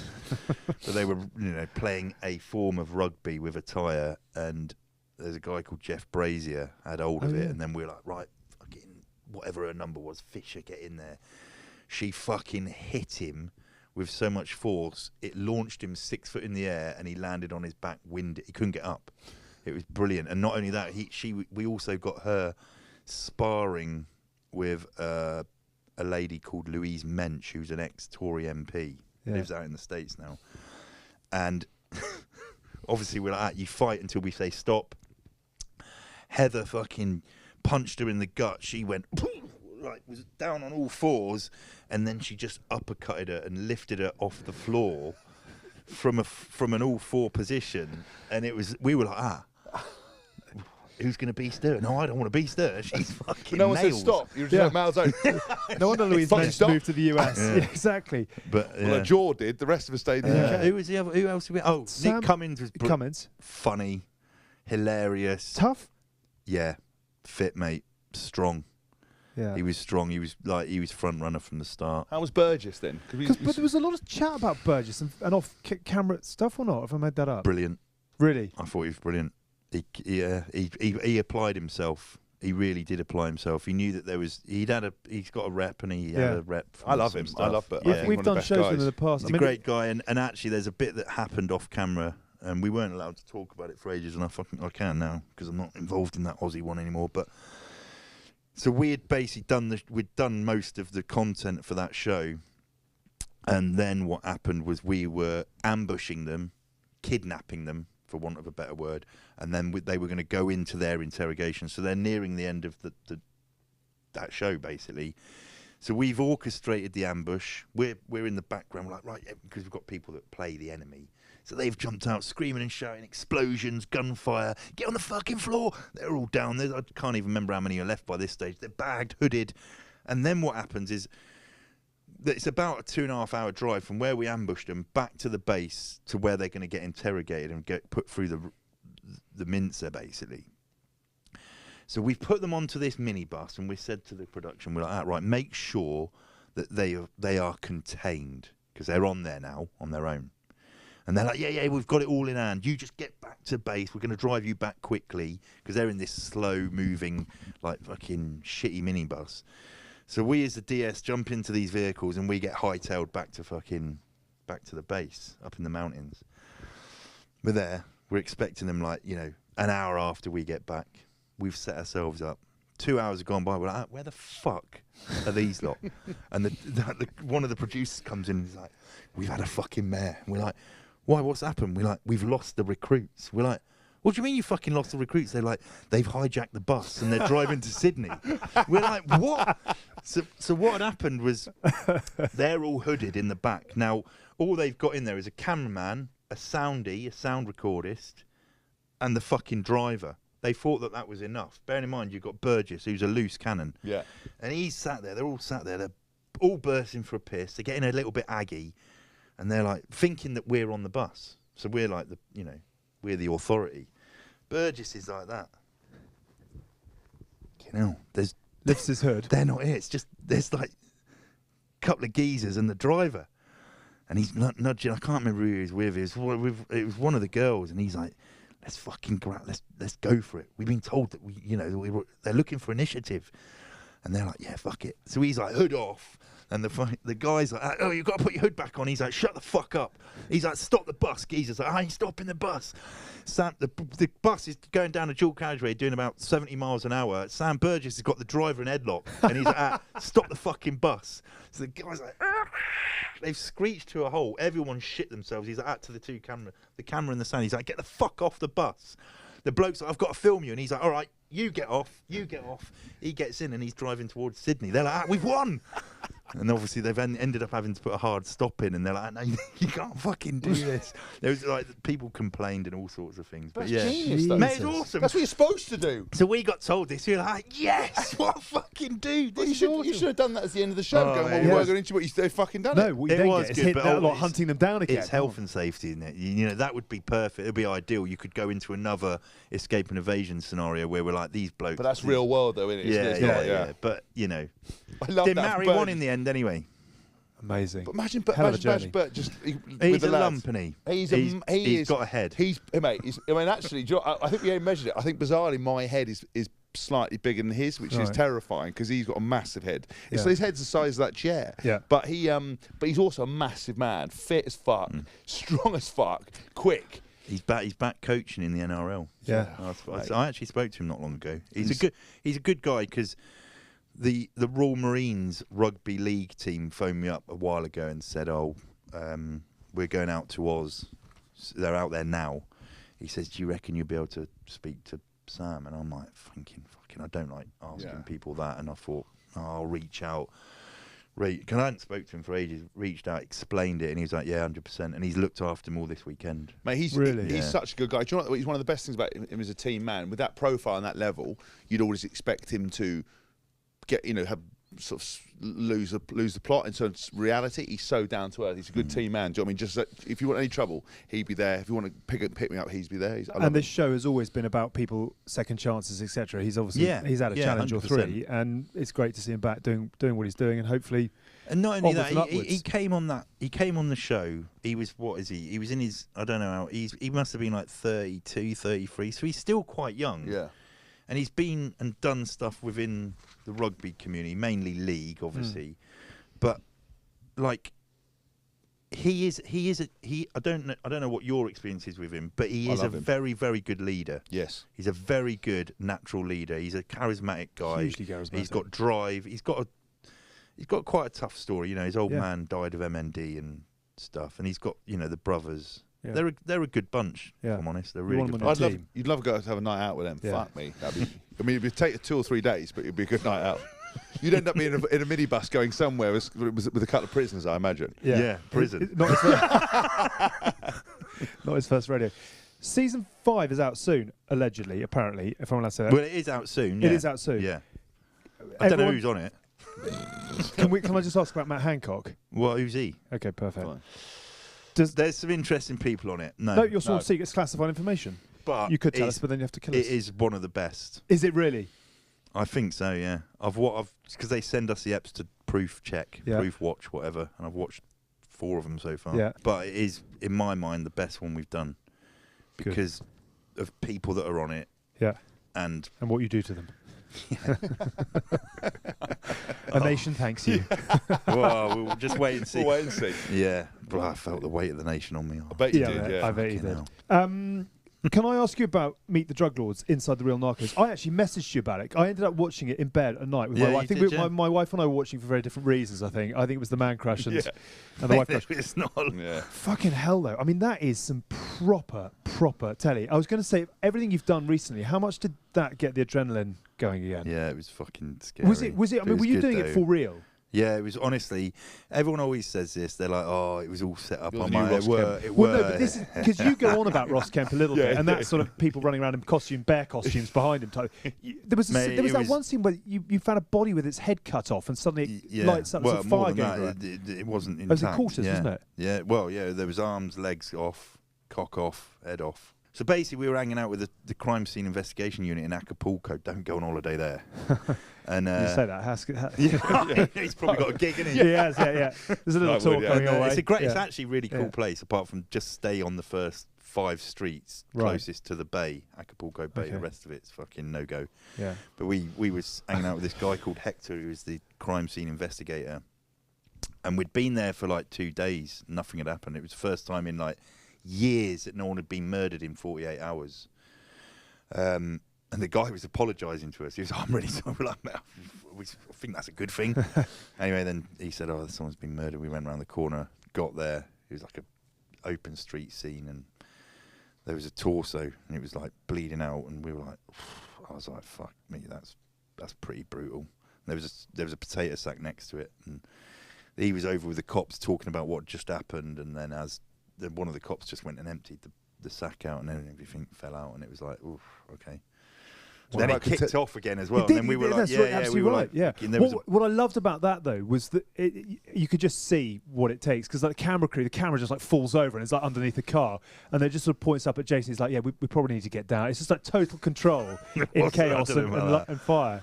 It was funny. There was some like proper funny mate. When we were in Peru, we went and spent a bit of time with this cocaine chef, called himself the Jamie Oliver of fucking the Vrame Valley, which is where I think about 80% of the world's cocaine's grown. Yeah.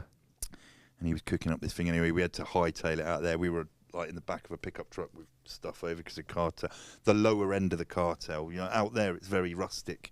Yeah. It's rustically dangerous. It's not as brutal as Mexico or Colombia, but it's still, lively. As a Westerner in the wrong part of the world.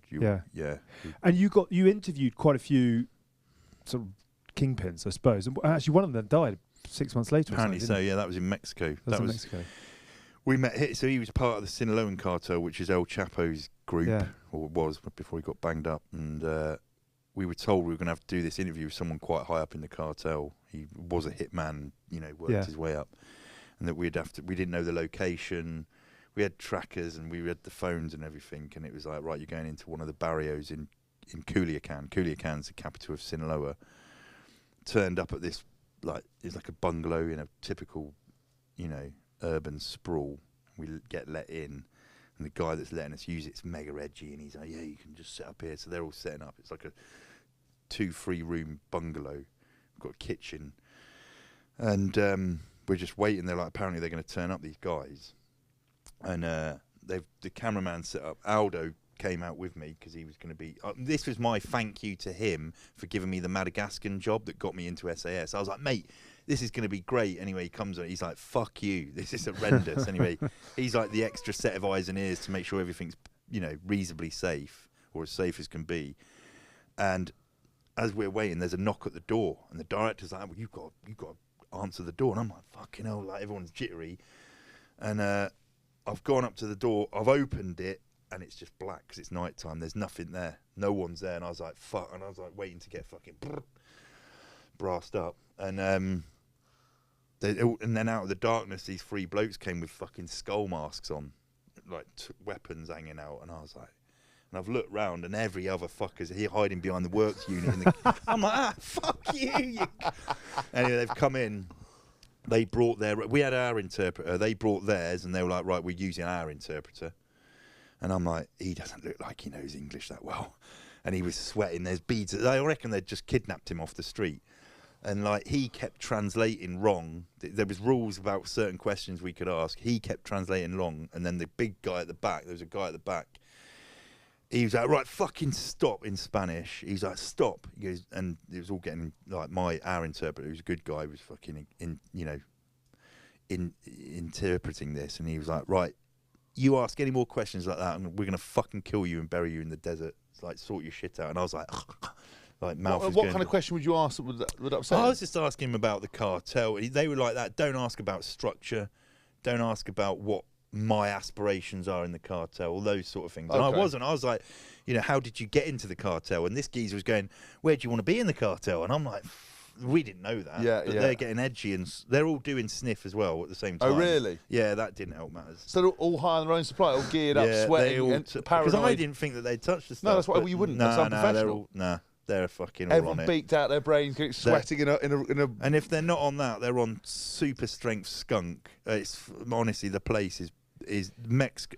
We landed, so that was our first. You said Mexico was more terrifying than anywhere. Yeah, it was horrendous. We landed in Sinaloa. We landed at Culiacan Airport, and you're getting dicked. Dicked means you're getting seen, watched, spotted. So you're getting spotted all the time, driving around. We get to the hotel. The hotel was quite nice. And we hadn't eaten for hours, and we're like, we need some food. And we've been in Mexico for about an hour. And one of the fixers, this guy called Felix, he's like, right, I'll take you to get something to eat. I'm driving. And I'm like, okay. And we're not insured to drive in, this just saves on all sorts of things. So we've got this guy driving us. We get into the vehicle. Now, we drive out of the car park, and there's a dual carriageway. And he wants to get onto the other lane. And it's fucking... And I'm like, well, he's like, well, we're going to just go down there. And obviously I'm thinking he's going to go out with the traffic, round the roundabout and back up. No, he's trying to fucking cut across the thing. So I'm like, this isn't good. I'm in the front seat. He's driving. The director and Aldo in the back seat. Next thing, he just pulls out. And I'm like, fucking hell, that car's going to hit us. And there's a pickup truck. And it had something metal on the back. And the driver of the pickup truck, you could just see his fucking cowboy. That's it. He's fucking some old geezer like this. Mate, the next thing, boom, we've whacked. I'm like, fucking hell, we've spun across this dual carriageway. There's glass everywhere. We've stopped, and I'm like, is everyone all right? And everyone's like, yeah, we're all good. And I'm like, fucking hell, like glass everywhere. I've looked behind us, and the director and Aldo are sat on the back seat, and they're like, fucking hell, that was close, wasn't it? And the metal thing that was on the back of this pickup truck had basically, he hadn't tied it down. It had just hit us, and it had gone, woof, and it had gone straight through the back of the car, and it was stuck, lodged between these two, like literally Rizzler papers. And I was like, fucking hell, lads. And they've gone, Aldo sort of sorted himself out. The director went into an absolute... He got out of the car, and I think he thought he was in Tesco's shopping because he was wandering all over the place in shock. I was like, fucking grab him here. We're like, right, get a can of Coke down you. And oh, mate, that was within an hour of being in Mexico. I was like, this is fucked. So can I ask a question back? Obviously, part of the speaking to some of the guys in 2007, so part of the remit of SBS's one rotation is obviously chasing drug bottles on the sea, right? Did anyone put two and two together? No, they knew. Oh, they knew, did they? Yeah, they knew. We went in completely. That enticed them more because they were like, all right, yeah, interested in this. This is interesting. And I spoke to them. I was like, I've been involved in counter-narcotic stuff. We did one again in Mexico. So we've gone from Culiacan, we've gone up into the hills, into the Golden Triangle, where they grow all their shit. So like heroin and weed. And we were told we're going to hang out with the cartel out there, like the proper cartel. So we've got this meeting point arranged. It's on the other side of there's like a river that flows into a lake. Blisteringly hot. We're in the hills of Mexico. We've gone to this meet point. Cartel are on the other side. They're like, right, we're going to ferry you across. Oh yeah, I remember the episode. Yeah. So this little Mexican dude in this mega rickety little dinghy. It's like a little tuk-tuk on water. And he's like ferrying us across two at a time. Cameraman, director, Kit, Aldo, me. So we get to the other side. Now the deal was we were going to hang out with the cartel, talk about it, have a barbecue with them, few beers, and they're all there's about 20 guys, and they are tooled up, properly tooled up. Anyway, it soon rapidly descends into something that was a little bit chaotic because at the same time as we're meeting them, the Mexican authorities they've decided they're doing counter narcotics operations in the area, basically trying to smash cartel members. So there's all these helicopters flying around, and he's got his radio, and all his informants are out on the ground like, yep, they're coming in. Now they didn't once think that we'd set them up. That's a fact. But I'm like, we kept having to dart into the woods, and they're disappearing. We're just sat in the woods like that and trying to stay, because if the helis had seen us, they'd have just landed and we'd have been in the middle of a gunfight with these lot. And you've got a file of facts, a camera, Yeah, we got nothing. some makeup and a mirror. And yeah, so this is have going on. you genuinely got nothing with you? No, there's no point. You're not fighting your way out of that place. You might as well just try and talk your way out. What we learned is your mindset. If you think you can, you Yeah, can. you can. Yeah. Well, I know You've been civilian for too long. I can waffle my way out. Yeah. Swiss Army penknife. Anyway, so these fucking, I swear to God they must have seen this, because they're flying right down the river and everyone's like, don't move. It's like, I'm like, fucking hell. And all I know that them blokes on that helicopter want to scrap. They just want to scrap. They do. That's it. They just want a bit of fun. So this is going on. Anyway, the next thing that happens is our cars that we've driven to this location are just 2 normal cars, and we've driven along really dry, dusty tracks, like about 6 kilometres into this location, parked them up on the other side of the river. Next thing you know, this massive storm comes out of nowhere. Thunder, lightning, pissing down with rain. We're like, right, we need to get across to the other side of the river. So me, the cameraman and the director go first. So we've gone over, dropped off. Aldo and the 2 fixers are with the cartel on the other side. Oh, and we've gone across with the head honcho with the red fucking bandana and the gun, the hard bastard. So we've been dropped off. Next thing you know, and it's thunder and lightning. The fucking lightning hit a tree right next to us, next to the car, and we're like, fucking hell, pissing down, can't get out. They've got the keys to the cars.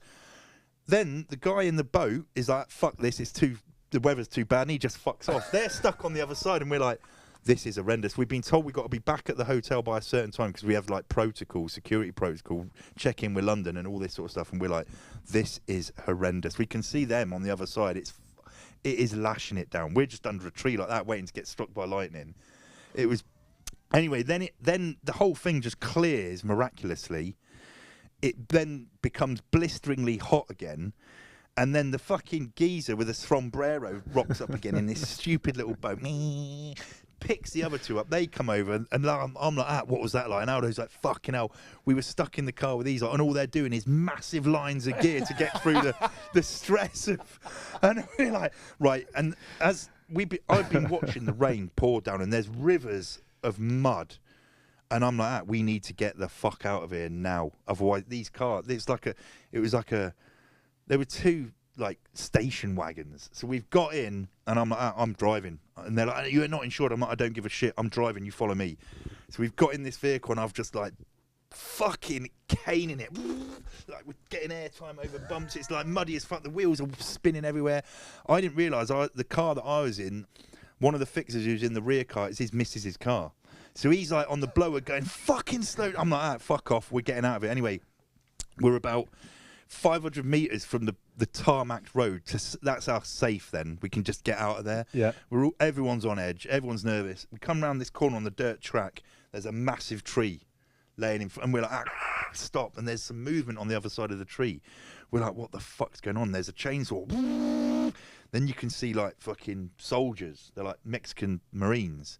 And they've chopped all this through. Next thing, a convoy of armoured trucks come through. Like they're all on the back of them, tooled up, heavy machine guns, all there, like looking mean as, just waiting for a fight. And the Mexican commander's like, what are you lot doing here? As in, we are out of place. And the Mexican next to me, he's like, blah, blah, blah, waffles. Like, we're just here, we're just tourists looking for things. Cameras down. And he's like, you shouldn't be here. He's like, get the fuck out of here. So we're like, well, yes, sir, yes, sir. And they're like, they've all piled past. And every time a truck goes past, there's like a load of Mexican Marines on the back just like that, looking at us. And we're like, they've gone. We're like, eke out onto the road, and then we hightail. We're off. Anyway, if it wasn't for that storm, we would have been caught in a fucking massive gunfight, because then they went in and they had a massive dust up. They were all, people were dead and all sorts. They would go in. So the helicopters had seen these guys, and they're like, fuck it, we'll get a ground force in there and just mallet at them. So they've come round, but the only thing that saved us was the storm and the fallen tree, because it slowed their progress down. We were able to get there, and they're like, what are you doing here? We're like, we're just tourists, we don't know anything. And they Jesus Christ. Yeah, that wasn't on the show. I haven't had many stories told on this show where you can't actually breathe. Okay. Tell us about the breakdown. Although getting caught in that gunfight would probably have guaranteed you a second series. It's the kind of thing Netflix would have gone, this is fucking... I know, it never got any. Would you do that? I mean, are you someone who has to go looking for a bit of this? I'd love to do it again. Can I go with you for next time? Yeah. Yeah. Please take him. Leave him on the other side of the river and don't bring him back. You'd be lost to the Cartel forever. I'll be doing massive Santa's eyebrows with the Cartel guys. With your Revolut card. Visa Electron. Yeah, exactly. Do you take I'll be head of the Cartel by the end of the week. Hask Cartel. I did. I tried to pitch an idea for us to do stuff together anyway. Before, remember we said about that. No one's bitten. No one's bitten. I can't understand why. That's because they know what to do stuff with Cartels. No. I tried to avoid that. It was something about mental health and doing stuff. Remember I did Dylan, but no. But Cartels I'd take. We should revisit it. Are you somebody? Do you need a bit of that once a year, twice a year, just to kind of? I do like stuff. It's been I've been a bit dry on that front recently. I think mainly because of. Oh no, I haven't really. I like doing stuff that pushes me. I like getting out of my comfort zone. Yeah, so that's why I do like all the X-beds more than anything. But I learnt a lot doing that show because it was a small crew. Everyone had to muck in and get amongst helping organise stuff, and things went wrong, and we were all in it together. We had a hit put out on us at one point. We had a bag drop of cash done and all sorts. Yeah. Why? Because one of the guys that was involved in organising certain things fucked the Cartel around a little bit because he was trying to. They were fucking us around, to be fair, but we weren't in a position to re-fuck them. So he was playing one element of the Cartel off the other. We were up in the hills with heroin farmers for a couple of days. It was a great time. We were burning around on quad bikes, having a laugh, living in their houses. Their wives were cooking up massive pie. It was brilliant. And then one of the guys like, fucking hell, we've just found out that the Cartel had gone round to the hotel that we're supposed to be in with, like, taking 2 hitmen because they're pissed off with us. And we're like, why? And the guy that was like, oh, I've sort of been not being honest with them about certain things. And we're like, what the fuck? Anyway, ended up having to do a little bit of a bag drop. What, pay them off? Just a little bit, so sorry for the inconvenience. Please don't kill us. We got extorted, basically. Oh my God! Christ, I mean, I don't want any of that on the. We just have a nice time. time. It was good though. It was good. It's good because you're not organising the bag drop, right? You would have loved that as well, but yeah, that's what happens when you got a former special forces soldier. Yeah. So imagine you and me trying to a bag off, right? You not bag off. It's a very different kind of effect. It looks different. Yeah, very look different. No, but you're trying to sort of bag drop with you and me and Tins. Yeah. Right. Now how long would Hask, Tins and I survive in? I don't know. You'd attract a lot of unwanted attention in those sort of parts. Like I was attracting attention from they're like, oh, big guy, figure hard, do you? I'm like, no, not at all. Yeah. Just a big guy. Yeah. See, I'm the one that no one notices. Yeah, I'll be in and out. No, you be the one. Yeah, you be the human shield. What's next? The question is, you started this by saying you came out of the military and your CV was, hello, I'm Jason, I'm looking for a job. And now your CV is just like... different. It's everything from model to TV presenter to novelist. We haven't even spoken about your books, etc. And this tour. Your tour. What do you want to do next? Keep doing what you're doing? Keep doing what I'm doing at the moment. Look for different things to get involved in because I'm well aware that this has it's lifed. Do you know what I mean? Yeah. That you can't keep doing this, so I'm always keen to get involved in things. Me and my mate, I assisted in him setting up a mental health app that's doing all right. It's in the process of getting refurbished, so I'm involved in that to a certain degree, which is actually quite fun, but also meaningful. The books I like. Yeah, the TV's good, and do keynote speeches, which are always actually good. I enjoy that. But you get quite nervous before them, don't you? You used to also. I used to. The tour thing was on another level. I used to get really nervous, but I've done it twice now. I did it earlier this year, and you still get nervous. It was good fun weekend watching Northampton. Yeah, that was good. I think having you, Dylan, and Big Toops there, I think that was good actually. It's always good when I know there's some people there that I can interact with, like on a personal level, because not only does it put me at ease, I think everyone else realises that, and they're like, oh yeah. And actually, it went down well in Northampton because it's we had a couple of whiskies. I gave you some unwanted feedback. Do you remember? Yeah, no, it was good though. Yeah, no, it was good. And what's the tour about? Is that life lessons, or is it leadership, or is it? This is my. I tell you, it's basically from 16 through his career in the military through to the challenges with the Yukon River stuff and then the SAS program and everything through. Yeah, and the backbone is mental health a little bit. There's got to be a little bit of meaning to it. It's a hell of a sort of collection of. I mean, it does look a lot of fun. Yeah, it is fun. Yeah. You've got to enjoy that while it's there. Yeah. Yeah. Yeah. Can I finish? I just want to ask you lastly. I mean, you've spoken about your love of rugby, etc. I was thinking on the way here. So the first game I ever went to see at Twickenham was the Army-Navy game, and the first game I ever reported on was the Army-Navy game. Oh my God! Have you ever done that spectator? Oh mate, a million times. It's one of the most enjoyable things, and also one of the most unenjoyable things because it is hard work. Yeah. And I used to do it all the time, and it still is good, but it used to be off the scale. You know, they used to have the car park, you know, the breakfasts. Yeah. I mean, it starts early. It's boozy. It is boozy. And then obviously certain things have had to get kiboshed because it's not the done thing, and, you know. It's not what it was. Society's changed, but it's still a heavy, heavy day. Anyway, I hadn't been for a while, and then moved up to London, and this world had happened for me. But the lads are always like, come on, we're meeting up, we're going down the cabbage patch or whatever, we're going to get fucking hard on it. And I'm like, oh, okay. Anyway, one of the years, I was like, right, I'm going to go. Yeah, lads, I'm coming. They all stay a lot of the lads stay in the travel lodge at Clapham Junction. Absolutely. Wow. Wow. That's like being back in Baz, isn't it? Yeah, that's the level. That's like Cartel Forest. Which isn't actually too far from where I live. And they're like, let's meet up. And I'm like, okay. And then I remember it coincided a weekend that I said I'd promised that I'd spend some time with my missus, and I was like, I double booked. Yeah. And I was like, and those are two very different bookings as well. Yeah, very different bookings. Yeah, and I was like, I know what I'll do. I'll take her. Wow. So I was like, Jules, we're gonna go to the Army Navy. It's great. You'll love it. And Jules, she's an easygoing, loves the laddish sort of lifestyle as well. I thought this is a safe bet. So we get on the trip. She's like quite excited because I've built it up. I says a whole weekend. We've got this, and then on Sunday as well, we've got this thing called the church. And so, Jesus Christ!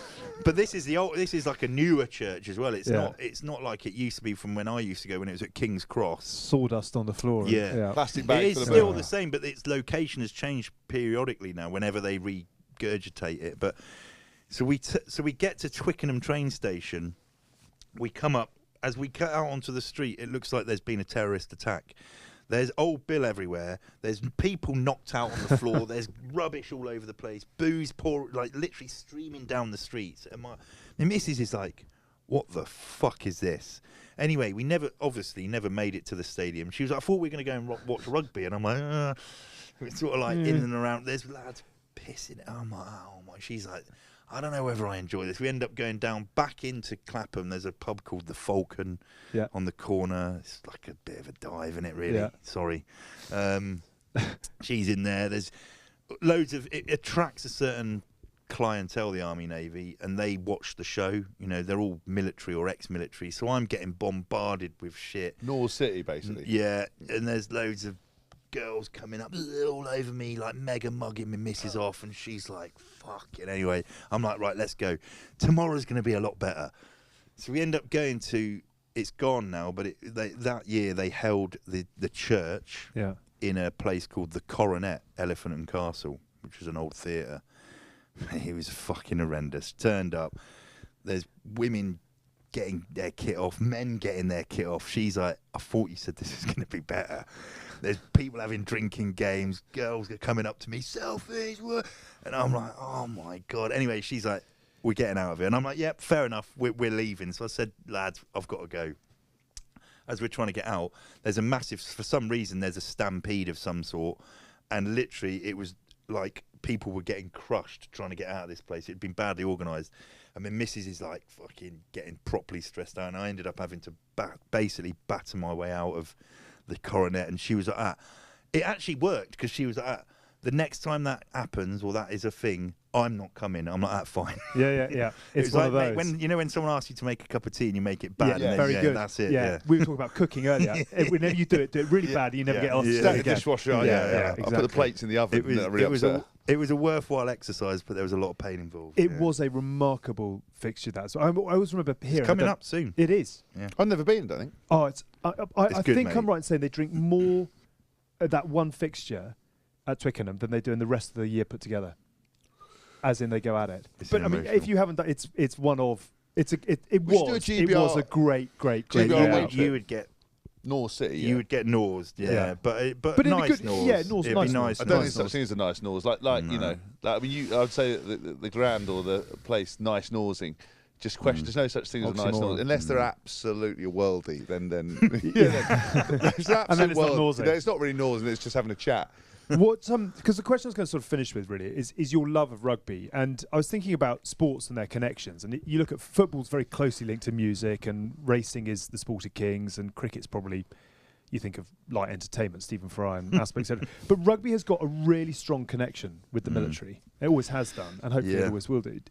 Can you put a finger on why that is? Does it share characters or? I think the sport is similar to the job, as in you are engaging in some form of aggressive interaction with the enemy. Yeah.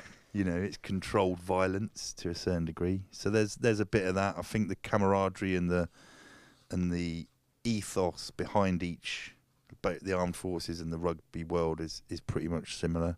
But the rugby, you know, no one's trying to prove anything. No, there's no need for hooliganism. There's no need for, oh, look how hard I am, because it's shown, it's delivered in front of you every time there's a game.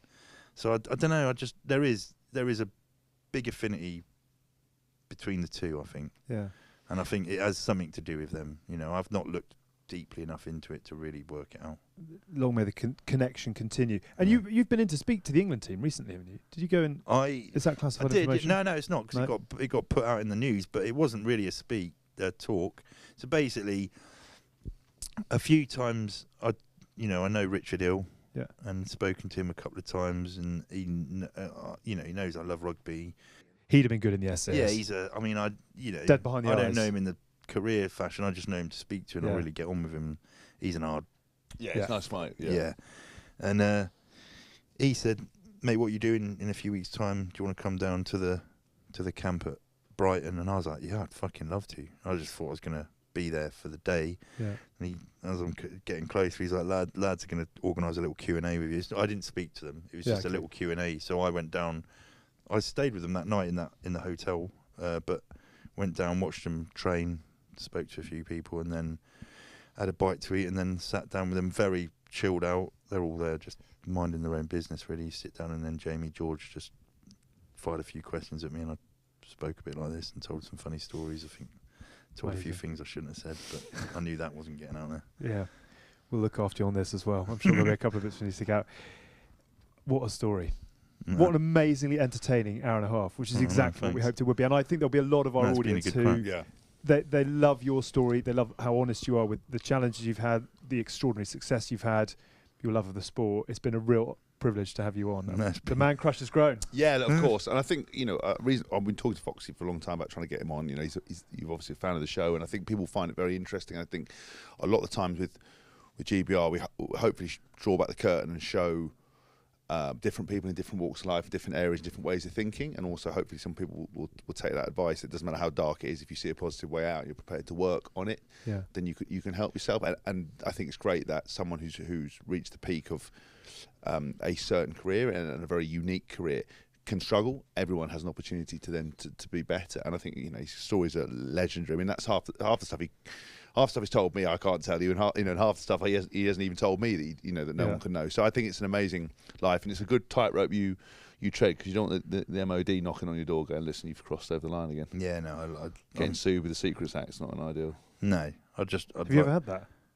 No, I've never. I've been very careful. There's been a couple of times I've stepped close to the line just because I'm trying to tell funny stories more than anything. But I've heard that before. Yeah, you get. He normally goes way beyond the line. Yeah. But there's so many good things that you can't really talk about. But ultimately, I don't want to upset anyone there.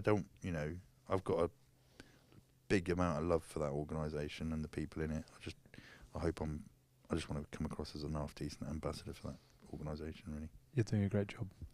Good luck. Go forth and conquer. Come and play again soon. It feels like we could do this on a weekly basis and not even get close to all of it. But Jason, thank you so much. No, thanks very much. I've had a great time at last. And there he goes. As we say, what a boy. I love him. What stories. He's such a good guy as well. I mean, you and I saw him at Twickenham and we had a laugh with him. I mean, he's such a good down-to-earth guy. And you can see, what an amazing career he had doing what he did. And then obviously going into this world. And that I think just that ability to stay humble, not be fazed by it, sort of, never really get too carried away. I think it's a great trait. But to be able to come back from, obviously, as he mentioned, literally standing on the edge of the cliff, to be living your best life. We said it during the interview. Good things happen to good people. That's very true. Long may that continue. Well done, Jason Fox. A big lover of the sport, and hopefully, as we said, some little bits in there that people can take away and plug into their own day-to-day.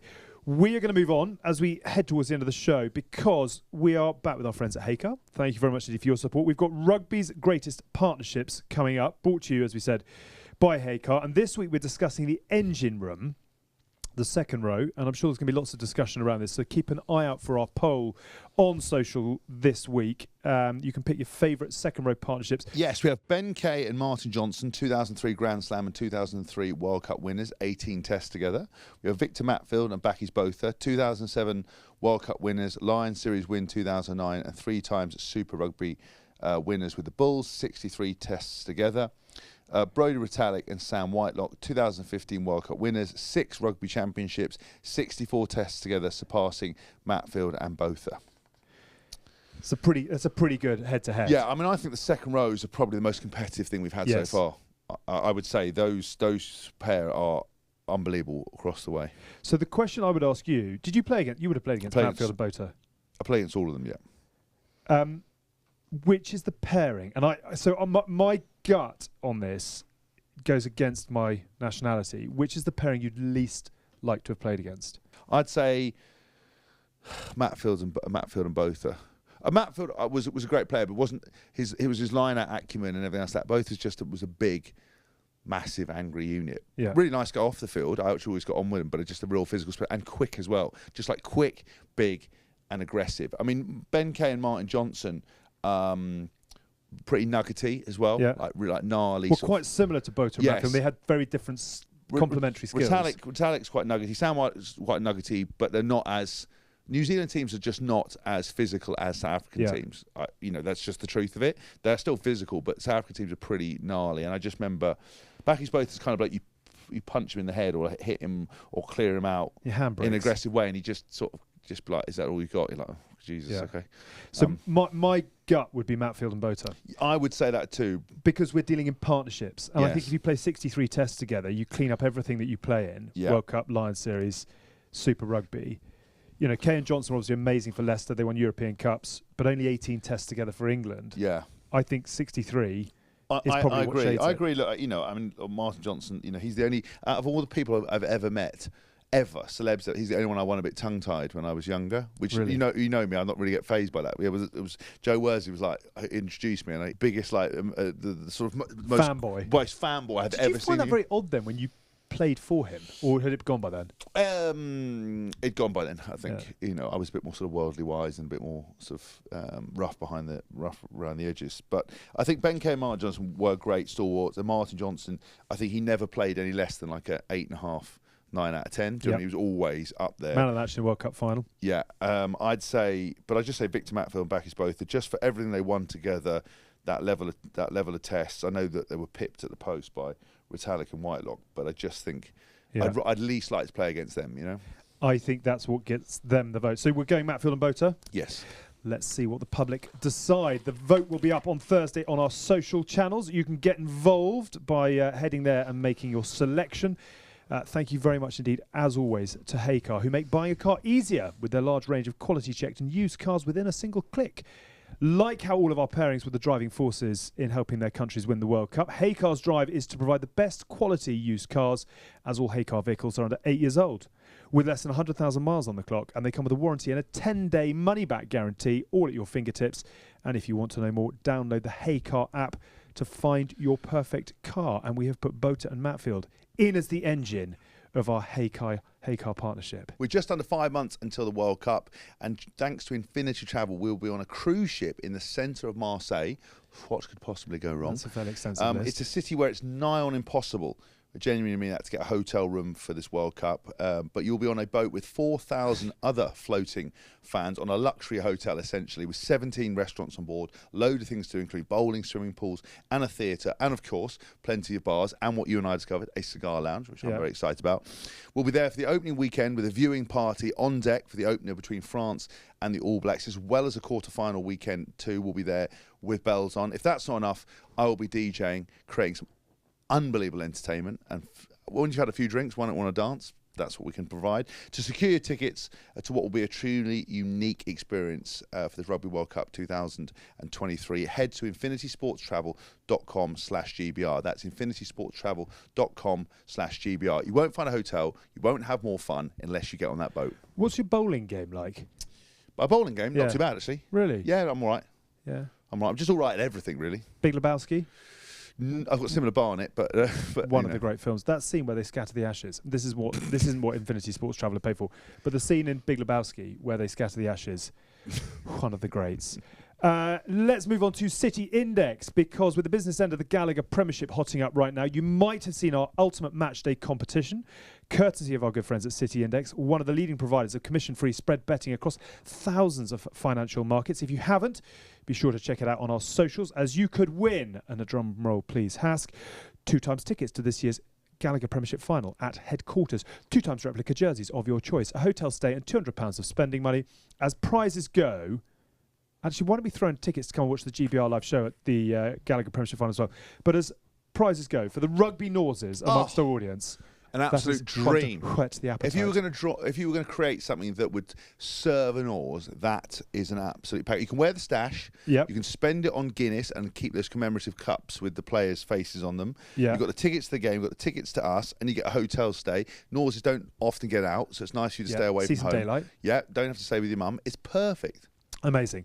Thank you very much indeed to City Index for that. Make sure you get involved via the usual channels. We also have the lock-in, which we talk about every single week. This is a bonus podcast, which you can subscribe through Apple and soon to be through Spotify. It comes out most weeks. It's for the super fan. We really share kind of our inner workings, our inner monologues, just shit that's come into our head that we want to speak straight into a microphone. Also, if you check out the World Cup after party, we're back on tour, 17 venues. We're heading to Guildford, London, Swansea, Cardiff, Edinburgh, Northampton, Reading, Oxford, Leicester, Birmingham, Southend, Exeter, Plymouth, Newcastle, Nottingham, Manchester, Bath, with tickets available at Ticketmaster. Just search Good Bad Rugby and you can find them there. Also, I think we're going to do an official after party at Plymouth. You mentioned this. Yes. Tell me more. Yes. DJ at the depot. So basically, once you finish the event, you can go straight across the road to a party, classic house and disco, till closing time, 2 a.m. in the morning. We can all have a party. I think it's the perfect crime. I mean, it's not set in stone, but I'm pretty much saying that that's going to happen because I'm going to be doing it. That's only after Plymouth, though. I shall shuffle my brogues at your after party. Make sure you do. We all know the lineups now for the semi-finals of the Gallagher Premiership, and on 13th of May, Sale host Leicester at 1 p.m, followed by Saracens taking on Northampton at 3:30. It's going to be very difficult to pick a winner here. Quick word on Sale. Last appearance in the semis was 2021 season, where they lost 40-30 to Exeter. But Alex Sanderson's revolution continues. George Ford going well. Manu in the building. Curry Boys back going well.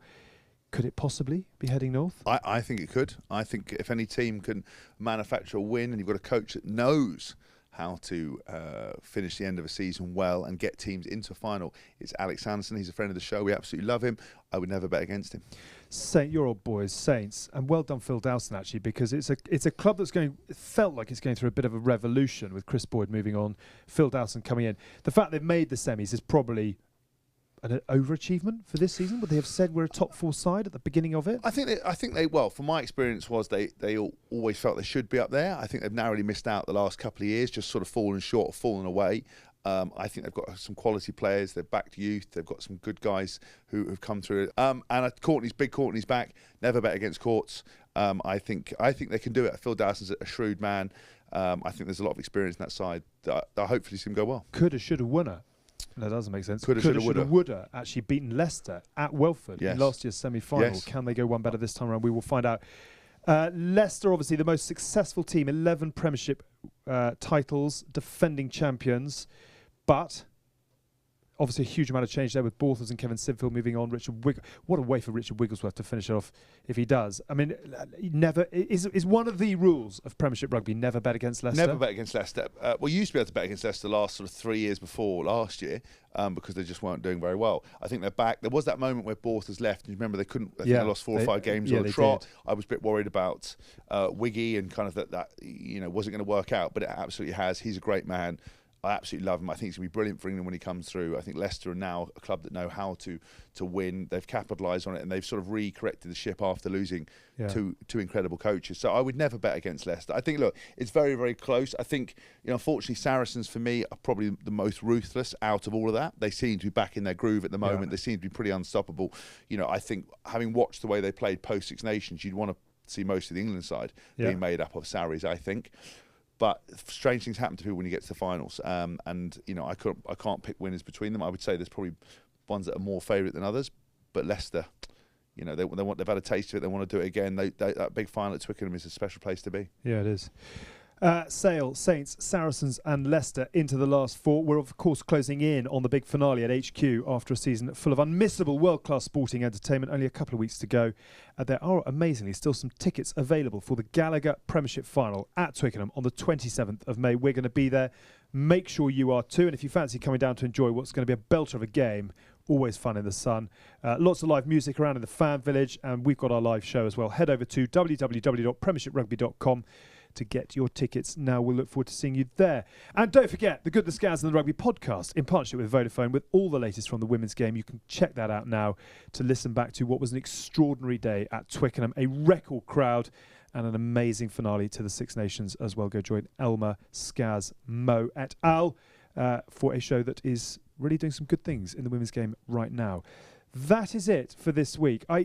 I have really enjoyed stepping outside the rugby bubble with a man who loves the sport but has an extraordinary story to tell. These are my favourite shows. I think there's lots of podcasts out there talking about rugby, but actually drawing back the curtain on someone's life and seeing what they're like and finding out how they tick is the most interesting. Getting them to say a few funny stories as well. That's what makes life go round. Hopefully you enjoyed it. Hopefully Laughter in the face of adversity. Which was the fourth of the credentials for the Marines. That makes up the Marines. That's a good one to take forward. Hopefully you've enjoyed it. We will see you again very soon. The Good, the Bad and the Rugby is produced by Shara Kilgallen and Ollie Hunter and is a Folding Pocket production. Look after yourselves in the meantime. Bye for now.